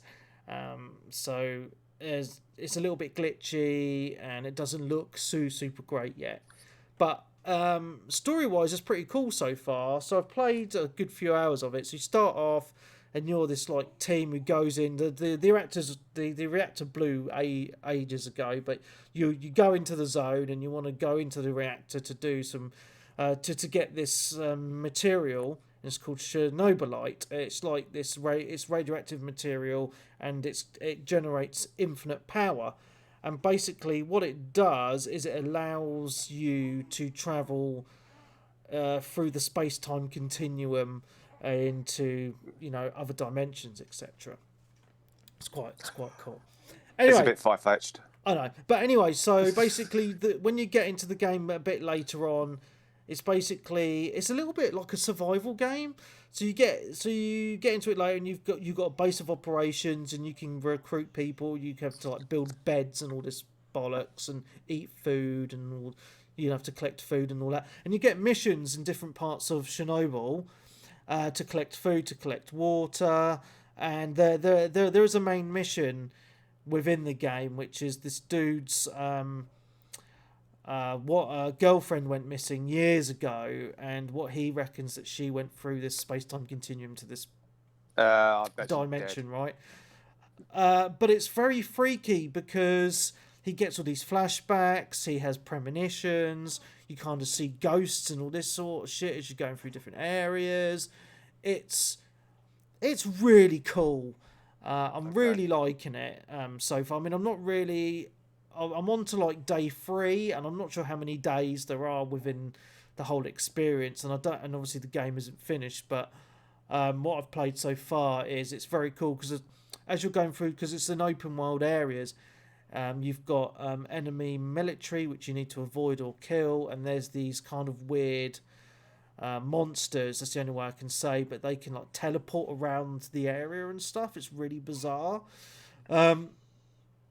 So yeah, it's very strange, but it reminds me of Metro a little bit. Yeah, I'm really liking it. I especially like the flashback things and seeing the ghosts and stuff. Yeah, because it is really, really well done and very, very freaky. So it's one of those games to keep an eye on. I wouldn't recommend picking it up at the moment because it's back up to full price. I think it's like £24. I picked it up in the Steam sale last week for I think it was like 12 quid or something. So wait for it to go back on sale, because it will do. But I do like to pick games up in early access because it's quite fun at times just to see the progress that they make. So for a prime example for me is Wreckfest. I picked Wreckfest up like about 4 years ago, and it was bare bones. I thought it was a bit shit, and I just left it sitting in my Steam library. And then when it came out, I played it again. I was like, oh my god, it's fucking awesome, and I only paid about a tenner for it. So it's really, really cool because when games are in early access, they charge a fraction of the price of what it will be when it comes out as a full title. So in that aspect, one, you're supporting the devs by helping them out by giving them some money to get the game while it's in development, and you're getting it a lot cheaper. So, it's a win-win for everybody. So that's an early access game, Webby. Yes. Are they going to finish it if they all die of radiation poison, walk around Chernobyl with their cameras? Well, yeah, but the thing is that obviously we all know how radioactive the place is, but you know, I've watched documentaries where people have gone all around the exclusion zone and they're wearing, you know, you're wearing those special suits, you've got your Geiger counters and all that bollocks. You know, you can actually go for a tour yourself around a lot of the area within the exclusion zone anyway. There's tour operators that do that sort of shit now. So, you know, you could go and visit it, mate, once the lockdown's over. Nah, I think you're all right. We're still better than Ipswich. Well, probably. I've been to Ipswich. Yeah, I know what you mean. I'm from Ipswich. Are you there? Unlucky. you got out all right. Yeah. Yeah. You know, Yeah, so yeah, you know, but if you're interested in the happenings of Chernobyl, there was that documentary on Sky, wasn't there? All about it, which was really, really cool. Well, it was more like a mini-series. Well, yeah, It mini-series. wasn't really a documentary. No, As I said, true. A lot of melty people. Oh, that was boring. Was it? I thought it was really good. It was excellent. And I thought really, it was- really yeah. upsetting though. Yeah, it was fucking awesome. Yeah, it was a mini-series, so it wasn't a documentary. But there is a documentary also on Sky, which I did watch Okay. afterwards. Yeah. Okay. Cool. Good times. So the last thing that I have played is the Mega Drive Mini. Nice. Ooh. Yeah. So you got one. How much you pay? 45 quid. Okay. Which is really, really cool because I can't remember how much it was when it first came out. I think it was about 60, 70, yeah, I so think. it was a nice, it was pretty much half price really, which is cool. And the included games are really, really good, aren't they? Already. 40, isn't there? 40 something? Yeah, it's more than the SNES. It's a surprising title as well, considering licensing. Yeah. So what So- have you been playing on it then? Well, to be honest, You hacked it already. yeah, you know that. It's, Of course. but I've been playing Mickey Castle of Illusion. Yeah. There was the other Mickey game. What's it called? Mickey Mouse. Fantasia. No. Castle Illusion 2. No. What was the Mickey Mouse game I was playing called, Leon? And it was another one where he goes through all his old TV shows to start off as Steamboat Willie, and you go through all the other ones. So that's pretty cool. Been playing Sonics, you know, and I've installed an extra 50 games onto it as well, but obviously I've not had time to play more. I've probably actually spent more time soft modding it than actually playing the games on it, to be honest, because I just wanted to get all the games on there. Was that easy to do? Yeah, piece of piss. It's just, what's the program called? It's gone on my desktop. There's a little program which you can install. I'll give the details to you later because I can't actually find the name of it now. It's disappeared. RetroArch? No. It's, Autoblame? no. It's an actual program just for the Mega Drive Mini. Oh, no. Yeah. So I will give you all the info later. For some reason, it's Sweet. disappeared off my desktop, and I don't know why.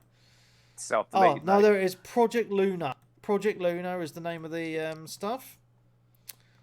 Okay. And so you look for that, and there is a walkthrough on there. And then you can open...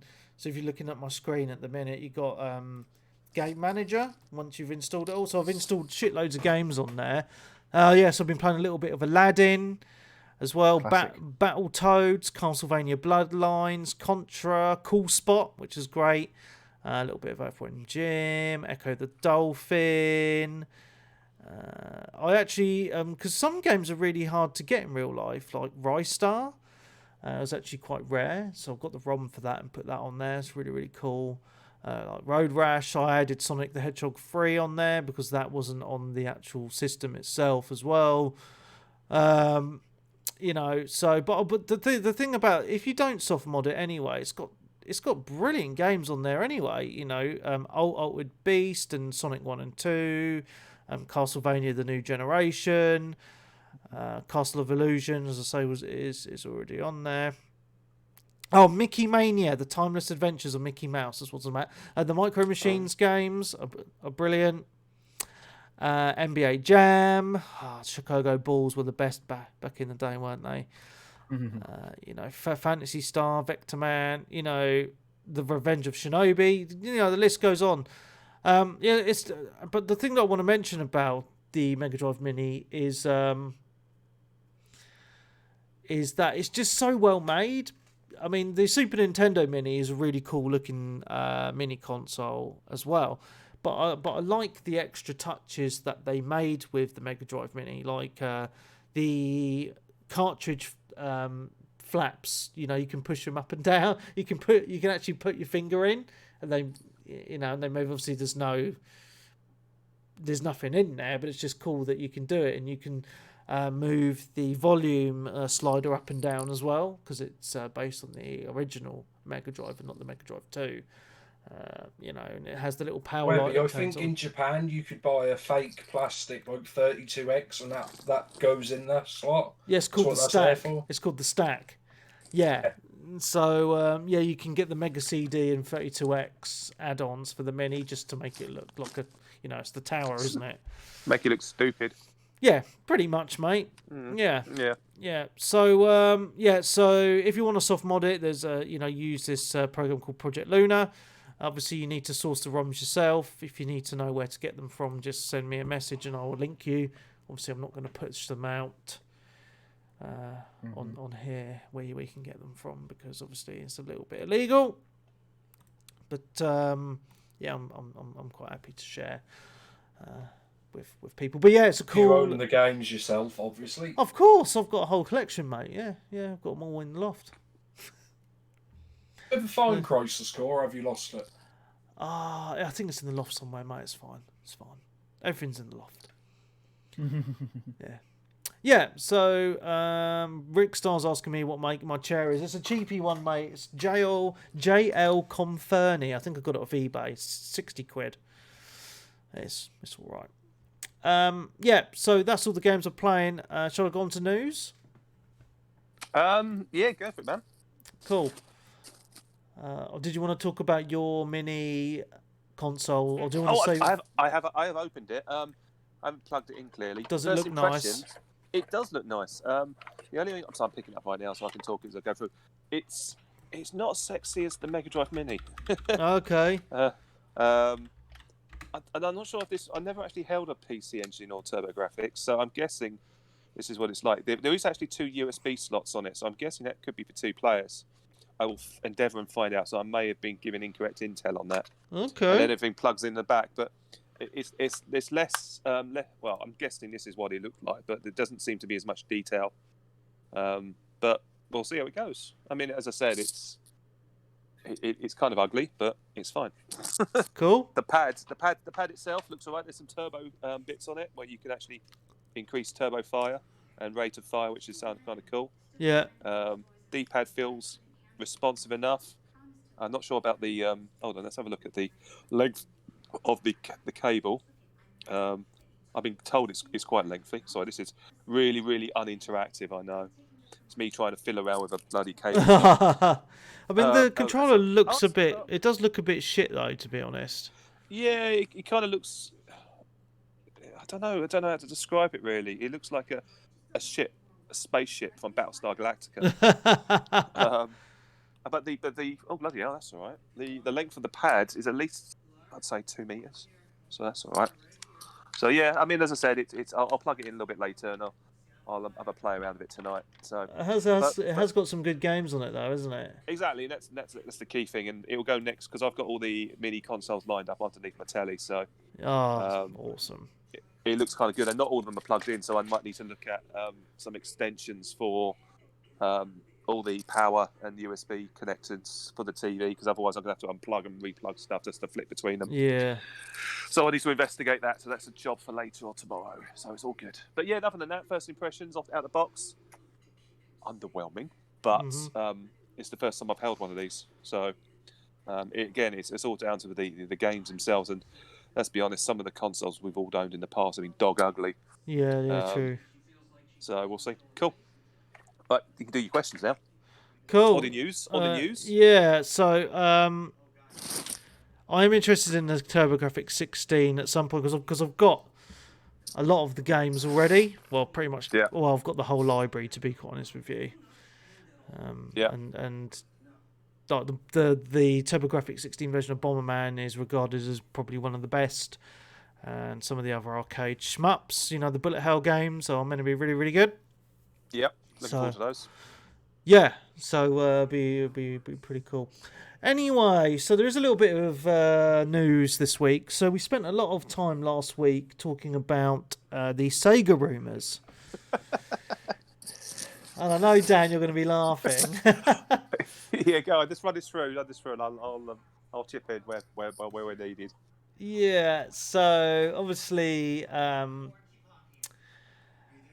the news didn't break that Microsoft were going to buy them, or that the Series X was going to be called the Sega Series X in Japan, which I was actually quite sad about because I was quite looking forward to that. But it wouldn't work. They'd still know it was an Xbox. They still wouldn't buy it. yeah, I know, but I just love that Sega logo, man. Bit of a fanboy, really. Anyway, there was two. Well, Sega made two announcements, didn't they? So something about arcade machines in Japan. Yeah. So, from my understanding from that is that there's going to be a central hub where the arcade games are going to be based, and you use the cloud to dial into them essentially and play arcade games from home, and then take your save games to the arcades in order to use them there. Okay. So sounds pretty shit, doesn't it? Well, it's shit for us, but reportedly the arcade sector in Japan is still huge. Wow. So Okay. there's going to be a core audience still into that. Yeah. So I think the thing is, what you have to remember, this scoop was promised by someone working in a Japanese gaming mag. So I think expectations got a little bit too high, because anything bigger would have been announced by probably Microsoft, and rather than a world famous Japanese magazine written exclusively in Japanese. Okay. So Famitsu, yeah, very Famitsu, well that's the renowned, one. Yeah. Okay. And then the other big reveal, which I was initially excited about, and then I was like, "Oh, this is actually a bit shit." Sure, it's a big reveal, or is it a very, very small reveal? Well, it depends, doesn't it? It depends when you look at it. You're like, ugh. Yeah. Oh, I still want one. So it's the Game Gear Micro. Now, first of all, I was like, what? First of all, well, this is cool, because I thought the Game Gear was a cool little system back in the day, which just, drained your batteries within a couple of hours. Well, they were quite chunky, weren't they? Yeah. And you could get a TV adapter as well, couldn't you? Yeah. But you could easily shrink it down to the size of, I suppose, like a pocket calculator. Yeah. But it's tiny. So there's a couple of things on this. The screen is just under 1.5 inches, which is fucking tiny. You're going to need a bloody microscope to even play the bloody games. But the other thing is they're bringing out 4 versions, and each one's a different colour. And each version has 4 different games on as well. So if you want all the games, you're going to need to get all 4. Yep. And you won't be able to soft mod it either. No. But I think the price of them each is about 40 quid each. Yeah, that'll be about 50 for us. If it ever makes it over it. So, yeah, you're looking at a couple of $100 quid to get all 4. So I'm out. Well, see what happens if you get all 4, Webby? I know. Yeah, go on. You get the magnifying glass, don't you? Yeah. So you might be able to see it. Yeah. Well, one of the options is really weird, because it's got all the Fantasy Star RPGs on it, which are very text heavy. Yeah. So I've got a clue how that's going to work. We'll see. I've got a feeling it's Sega's 60th year. There's more stuff coming, because if this was all they're planning for the 60th year, you'd think, oh, okay, anything juicy. So we'll see. I don't think we see the last of Sega with his party hat on this year. No. I did forget to mention as well. I did actually play a little bit more Phantasy Star Online 2 this week. Okay. Just talking about Sega. I did a couple of missions actually. Made some Phantasy Star Online 2 in-game friends.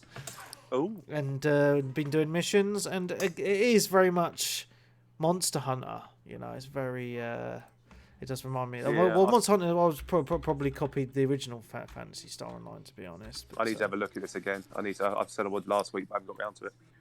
But maybe a job tomorrow. Yeah, but what's really funny is the on PC, the Microsoft Store is so shite.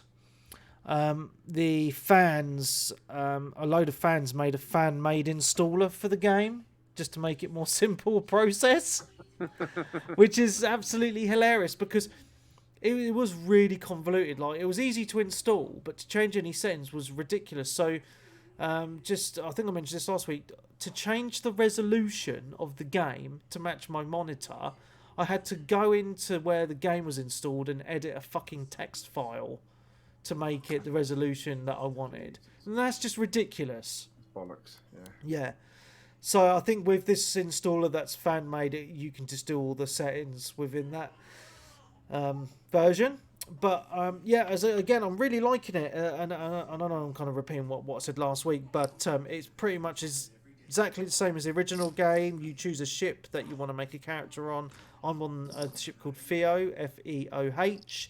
So if you want to join me, then make a character on there. And it's basically on the ship, you get your quests and all that, and then you get your quests and then you beam down to the planets and you go through a load of different areas on the planet, facing little monsters, and then at the end of each mission there's a boss to fight. And it's pretty cool because you can have a load of different character classes if you want, all using different weapons. I'm using a big dude with a big sword. And it's just fun. It's just...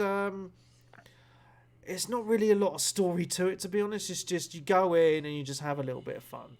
And sometimes that's all you want. Don't really need to think too much. Yeah, I'm really liking it, man. It's good. Cool. Yeah, bye. So, cool. Okay. Any more news? The Sony event has been delayed. We're not sure when it's going to happen now, but it'll probably happen at some point in the next month or so. So we'll keep an eye out for that. And also, it's been leaked that there's going to be a Kingdom of Amalur remaster. What? Kingdom of Anal Whore? Yeah, Kingdoms of Anal Whore Rectuming. Rectuming, as Colin used to affectionately call it. Yeah, and it's quite interesting because I love that game. I thought it was absolutely fantastic.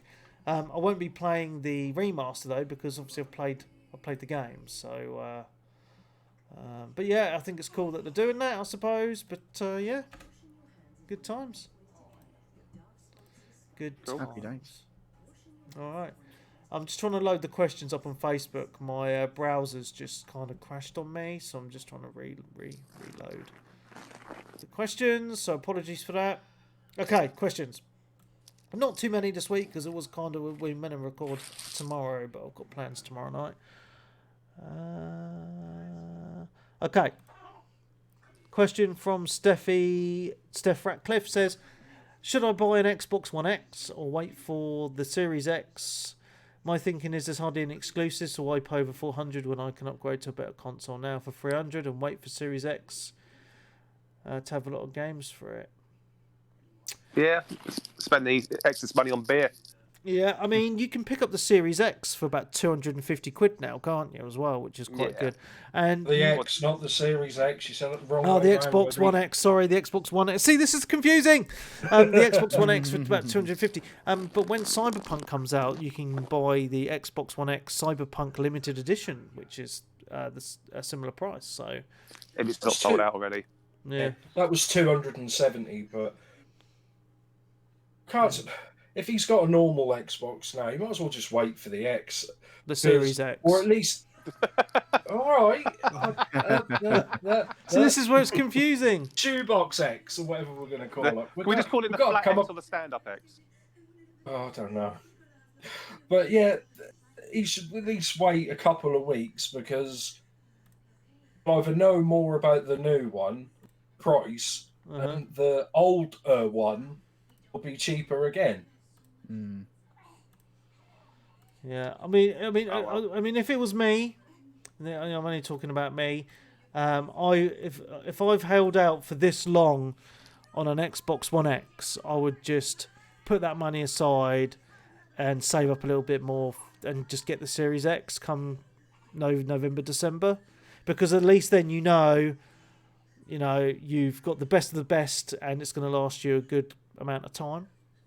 Whereas, this is just me again. If I picked up the Xbox One X now, I just know in my mind when the Series X comes out, I'll be sitting there thinking, oh, I really want the Series X just because I want the extra graphical fidelity on Halo. It's just the way my mind works. I know other people work buy different. the Xbox S as well, maybe the white one. Yeah. Say, I'm not going to bother buying the X. What's the point? I don't want it. And then you all posted on Facebook, look what we got. And how long did it before you caved? I know, it didn't take long. It was literally flip-flopped within a week, if I recall. I think it's that missing. You feel like you're missing out. It's like when a new game comes out. That first week when that game comes out, you really want to get it because everyone's talking about it. But then if you can hold out and let that time pass, and no one's talking about it anymore, then it doesn't matter. Well, I didn't wait until that time passed with the Xbox. I was just like, fuck it, I've got to get that thing. So, yeah. Looking back, do you think you wasted your money? Yes, upgrading 100%. from- Yeah. You wish you'd have just waited for the X Yes, Or yes. just or stuck with the S? Which way? I wish that I just not got the S and just went for the X. I mean, I don't really game on the X much now, but I do still play it from time to time. Like I'm still playing Ace Combat every now and again, and I still play Forza on the Xbox sometimes as well as the PC. And just knowing that I'm getting the best console experience I can when I'm playing it on my TV is enough to settle my mind. If I'm playing it and I know that I could be playing a better version of that game, it would just eat me up inside. It's just how I am. At least that was nice of them to announce them both at the same time. So if anyone with patience could have actually just waited. Yeah, true, but I'm Mr. Impatient, so. Or like a lot of like Sony and Nintendo are just up until like a day before they announce like the Pro or the Switch Lite and stuff like that, are just adamant that it's not existing, threatening journalists and people yeah. talking about it. It's not true, and then the next day, ta-da! Yeah, what I was going to say is, I mean, I'm just wondering what I'm going to be like when these new consoles come out, because obviously I know I've been saying I'm not going to get one, and I won't at launch anyway. But I'm just thinking, I think it's going to be interesting to see how long I hold out. It's gonna, that's just going to be fun. I just think that's going to be interesting, just for me personally. But to pick one now between the new Xbox and the PS5, would you pick right now to pre-order if you had to? Probably PlayStation, and only because I can play all the Xbox games on my PC. So I'm getting exactly the same. I'm getting the same games on both those systems anyway. So from in my mind, it seems pointless if you've got a gaming PC to get an Xbox, because you get all the games on Game Pass anyway. So the only different games I'm going to get are on the PlayStation. Yeah, that just makes sense. Because Xbox seem to be happy about that, don't they? So yeah, because to be honest, the PC now is you get the whole Xbox experience on it. You got Xbox Live, you got the Xbox app, so I can party chat with my mates. You got crossplay, so I can play a lot of the games with people on the Xbox as well. So it's pretty much the Xbox console experience, just sitting at my desk on a comfy chair. That's about it, really. It's good. Yeah. See the logic in that. Yep. How are you, Dan and James? What's that? I'm not going to bother. I got an Xbox One X last year, and I'm fine with that. It's smooth enough. I didn't really see much of a leap between the generations, to be honest. Yep. I don't have a 4K telly, so there's no point at the moment. PlayStation 5, I hardly play PlayStation 4, and that's it really. I just want to game proper, games I want to play.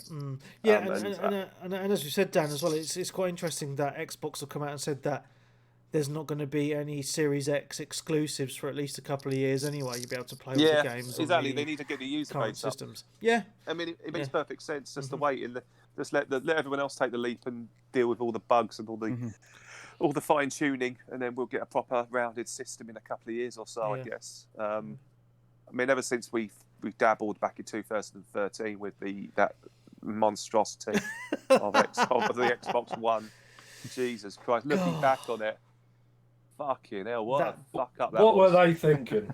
Exactly. It was like nothing works. Nothing works at all. It was just you could see it. People sat in Xbox offices as right. It's launch day. Oh shit! What's happening? The internet's on fire. There's people bricking them left, right, and centre. God, what a mistake that was. But do you guys prefer how they're going to bring the same disc out for the new and the older Xbox? Because normally you just get last time we got a 360 version of Battlefield 4 and the Xbox One version. Mm-hmm. We had that for 18 months, 2 years, or probably about the same time. Would you prefer having two different types of discs, or just work on both? Work on both, because internet connectivity and speed is to the point now where patching it can be done quite easily. It cuts down on waste, I guess, and also cuts down on costs. If you're able to ship one version of the game rather than two, and for whatever reason one version of the game proves much popular than the other, and you've kind of done your sums wrong, it kind of makes sense. So yeah, I think at the same time it's almost leaving a whole generation behind, and it's easy for them to get lost and rudderless to a degree. And but if you're able to drag them along for as long as possible, with the knowledge that they can make that leap further and upgrade when necessary, or if they want to at all, it can be done. It makes perfect business sense. Phil Spencer's strategy is pretty decent. It's clued up. He's been working on this game plan for years now, and it's going to come to fruition shortly. Yeah. I've said this before about PlayStation, but they've got a lot of work to do in terms of cementing the brand fully. But as I said, they are acting on the old console cycle, which Xbox now has transcended. Yep. So it'd be interesting to see what Nintendo do. I don't think the risk for Nintendo now would be to start talking about another console. The Switch user base is huge already. It's going to keep selling out. It's going to be a system seller. It's going to be a bestseller this Christmas as well. And it's where they go from here now. They've got the winning brand, and even when the Wii gave way to the Wii U, they fucked it completely. So the risk now for Nintendo is they tend to kind of fuck up in between generations. Yeah. They do. So skip a generation. Yeah, exactly. I mean, what you did, you had the NES and you had the SNES, and then you had the N64, which, to be honest with you, although a lot of people sung its praises, I think was a very flawed machine. I mean, all the games just look like cardboard. Well, they have dated pretty badly. Yeah. And the joystick, the whole joystick as well. Fucking hell, Jesus Christ! I mean, it looked great when you got it. Oh, look at this, but the analog stick soon gave way to unplayability. It completely fucked most of the ones I had. Well, but look at this way. Every single time we play GoldenEye, I always end up with a shitty one. Or you get people playing as Odd Job and you can't shoot them because he's 2 foot shorter than everyone else. Exactly. It's hours of fun playing that game. But I've recently played it a little while ago. I'm not sure where. I can't remember. It might be one of those gaming nights in a pub. And I went, Jesus Christ, this is shit. I'm not sure what happened. I think we were blown away, but maybe it was the gear. I don't know. I think we forget how poor games used to play, relevant of the graphics. How the hell did we play that with using face buttons to move and to strike? Yeah, pretty much.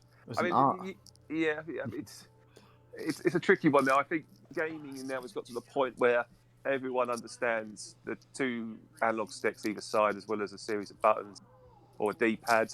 Trigger buttons are a must now, as well as shoulder buttons, and that's the core way. That's the core universal language in terms of controlling. Obviously, Nintendo do go off piece occasionally, but they always kind of steer back to that classic controller mode.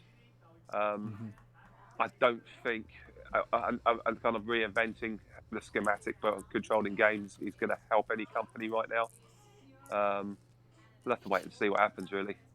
So, I mean, I picked up a GameCube controller, and I'm like, it feels good, but I don't know where anything is. I don't know. It doesn't make any logical sense to me.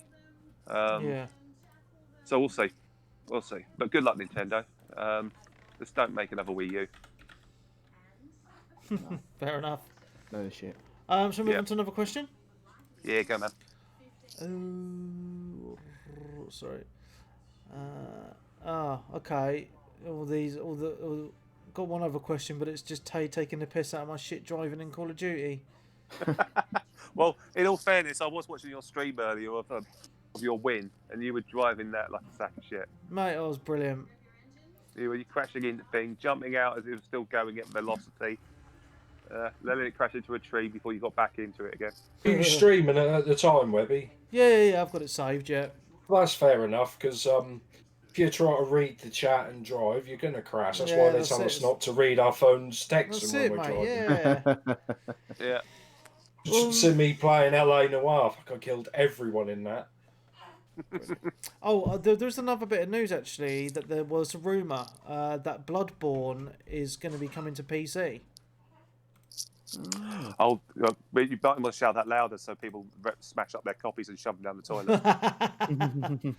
Yeah, so that'd be pretty interesting if that happens, to be honest. There's a question about Bloodborne a bit further down as well. Yeah, about a remaster. Yeah, Bloodborne. Well, that's my mate who done that. Chugs, he's a Twitch streamer as well. Yeah. I think it's because Sony own Bloodborne, but From Software made it. And obviously, when they made that a PlayStation 4 exclusive, I think Sony absolutely paralysed, and obviously Xbox and everything. So they didn't mind. But obviously, because Dark Souls 3, Sekiro has done so well and sold many copies multi-platform, like as well as PC, obviously. And I think, was it the new one coming out, Elden Rings? It's supposed to be really good. I think Sony would want them to make that for them again, but why would they make a game that's only going to go on the PlayStation 5? Apparently, Sony are going to get someone else to remaster Bloodborne in 4K, the PS5. I don't know. I don't know. I don't think Bloodborne even needs a remaster. I was going to say, does it need it? It's one of those games, I thought, I understand it, is that you play it, you complete it, and then you rinse it and rinse it and rinse it and rinse it. And I think the query really is there is whether or not you're going to get that hardcore audience wanting to rinse it again and again and again by buying it. I don't know. Yeah. It seems to be a bit of a tricky proposition commercially. Well, that's just not my opinion. I could be wrong. There might be people waiting for it in sharper fidelity, but No. Well, like I say, for a Bloodborne 2, I can't see PlayStation in the IP go multi-platform with PC, Xbox, and whatever. And I also can't see From Software making a price exclusively for PlayStation, because PlayStation are not going to pay the difference for what that would make if it released multi-platform. Possibly. I mean, it all depends on back-end deals, I guess, of how much the studio gets paid for the game and what the cut of sales is on Beyond. Yeah. I suppose a lot of these deals that do get made for exclusivity are a lot more attractive than multi-platform deals, or if at all. So, in the long run, probably not, but up front in one hit. But now From Software have made so much money, Dark Souls, Sekiro, and obviously they made good money for Bloodborne. I don't think they're in a position where they need to take guaranteed money from just PlayStation to make Bloodborne 2. It's still a risk. It's still a risk, though. If you've had a hit on PlayStation and you're expecting the sequel to come out multi-platform, You're going to have people on Xbox or whatever who perhaps never played Bloodborne. So you need to convince them to buy into it. It's a tricky one. I know what you're saying, mate. I do, but It's just politics and the money and yeah. Sony would rather not make anything than lose money or let other people get it. I think exclusivity for. Oh, what happened there? Hello. Popped in and out there, Dan. Hello there. So can you hear me? Yeah. Yeah. Sorry. So it's a question of whether or not they want exclusivity, and promoting that exclusivity as part of their console experience, and they might be willing to pay for that. I mean, I'm not sure how much something like Bloodborne would cost. You talked about tens of millions, I guess. So if they're willing to invest in that to build a portfolio, I don't know. It's a tricky one. Yeah. Oh, there we go. Anything else you guys want to add? Because that's all mine. That's all the questions. Yeah, man. Cool. Well, on that note, after 2 hours and 20 minutes, I think we can end. Wow. Not bad. Not bad at all, guys. Not bad. Good times. And I haven't upset anyone apart from people from Ipswich. It's half of us, isn't it? You're fine, mate. Good times. Good times, mate. Good times. Cool. Okay. Well, I think we should end it there. Thank you very much for coming on, everybody. Thank you to everyone for watching it and listening live on the Twitch stream.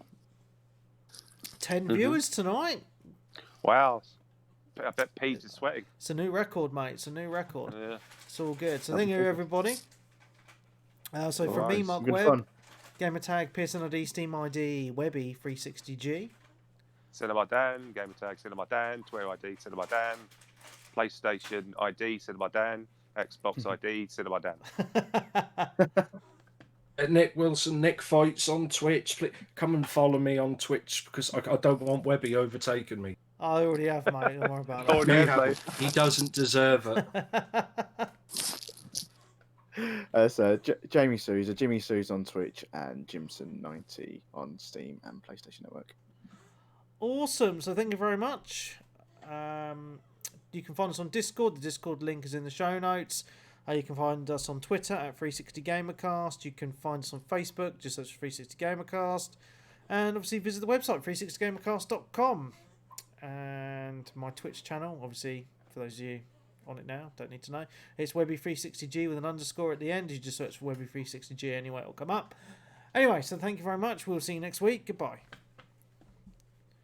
Yay. Done. There we go. Awesome. Done. Nice. What time is it? Oh, fucking hell. Where has the day gone, eh? Flies by in lockdown. It is. It is. Lockdown is just weird. Yeah, It's it's like- a it's just- whole different time continuum. Yeah. Well, I tend to go for a nap in the afternoons, so it's kind of like a day of two halves. And right now, I'm literally an hour away from bedtime, but I might stay up a bit later tonight. So Fair dues. Happy days. Mm-hmm. Yeah. I see Peebs has finally finished his Shark game. Has he now? Yeah. Oh, I saw that. Yeah, he played. It's an open world shark Yeah. killer game, right? Yeah. Annie. He's a man eater. Good. Yeah, I want to play that, but I've got a feeling it's probably going to come to Game Pass at some point. So we'll see. Yeah. Bit We will different, isn't it? see. Yeah, a bit different. I like a little bit of a different game. I'm kind of get bored with a lot of the samey stuff.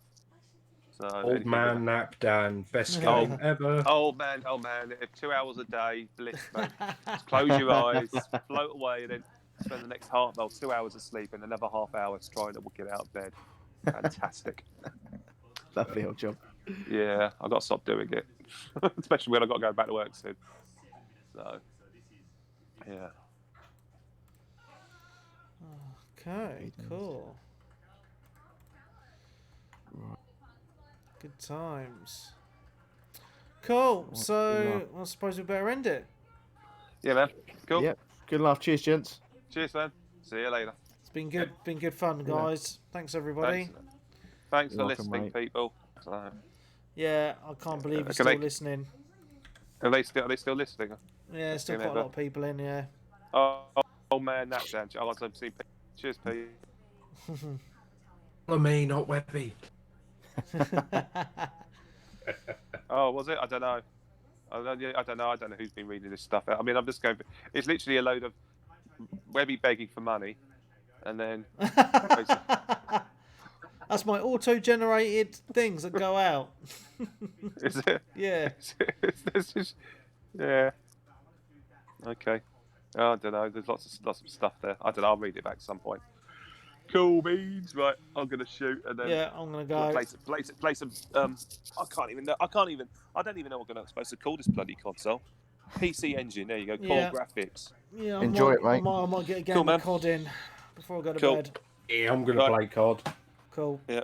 Adios. See you later. All right, so the Lovely. stream Cheers, might cheers. be back in 10 minutes with some Call of Duty. Call of Duty. Tune in for more. Yeah, More bollocks. indeed. Right. How do I get out of this? Right, ladies, everyone. Cool. Hey, See ya. cheers. Say it, taters. Bye.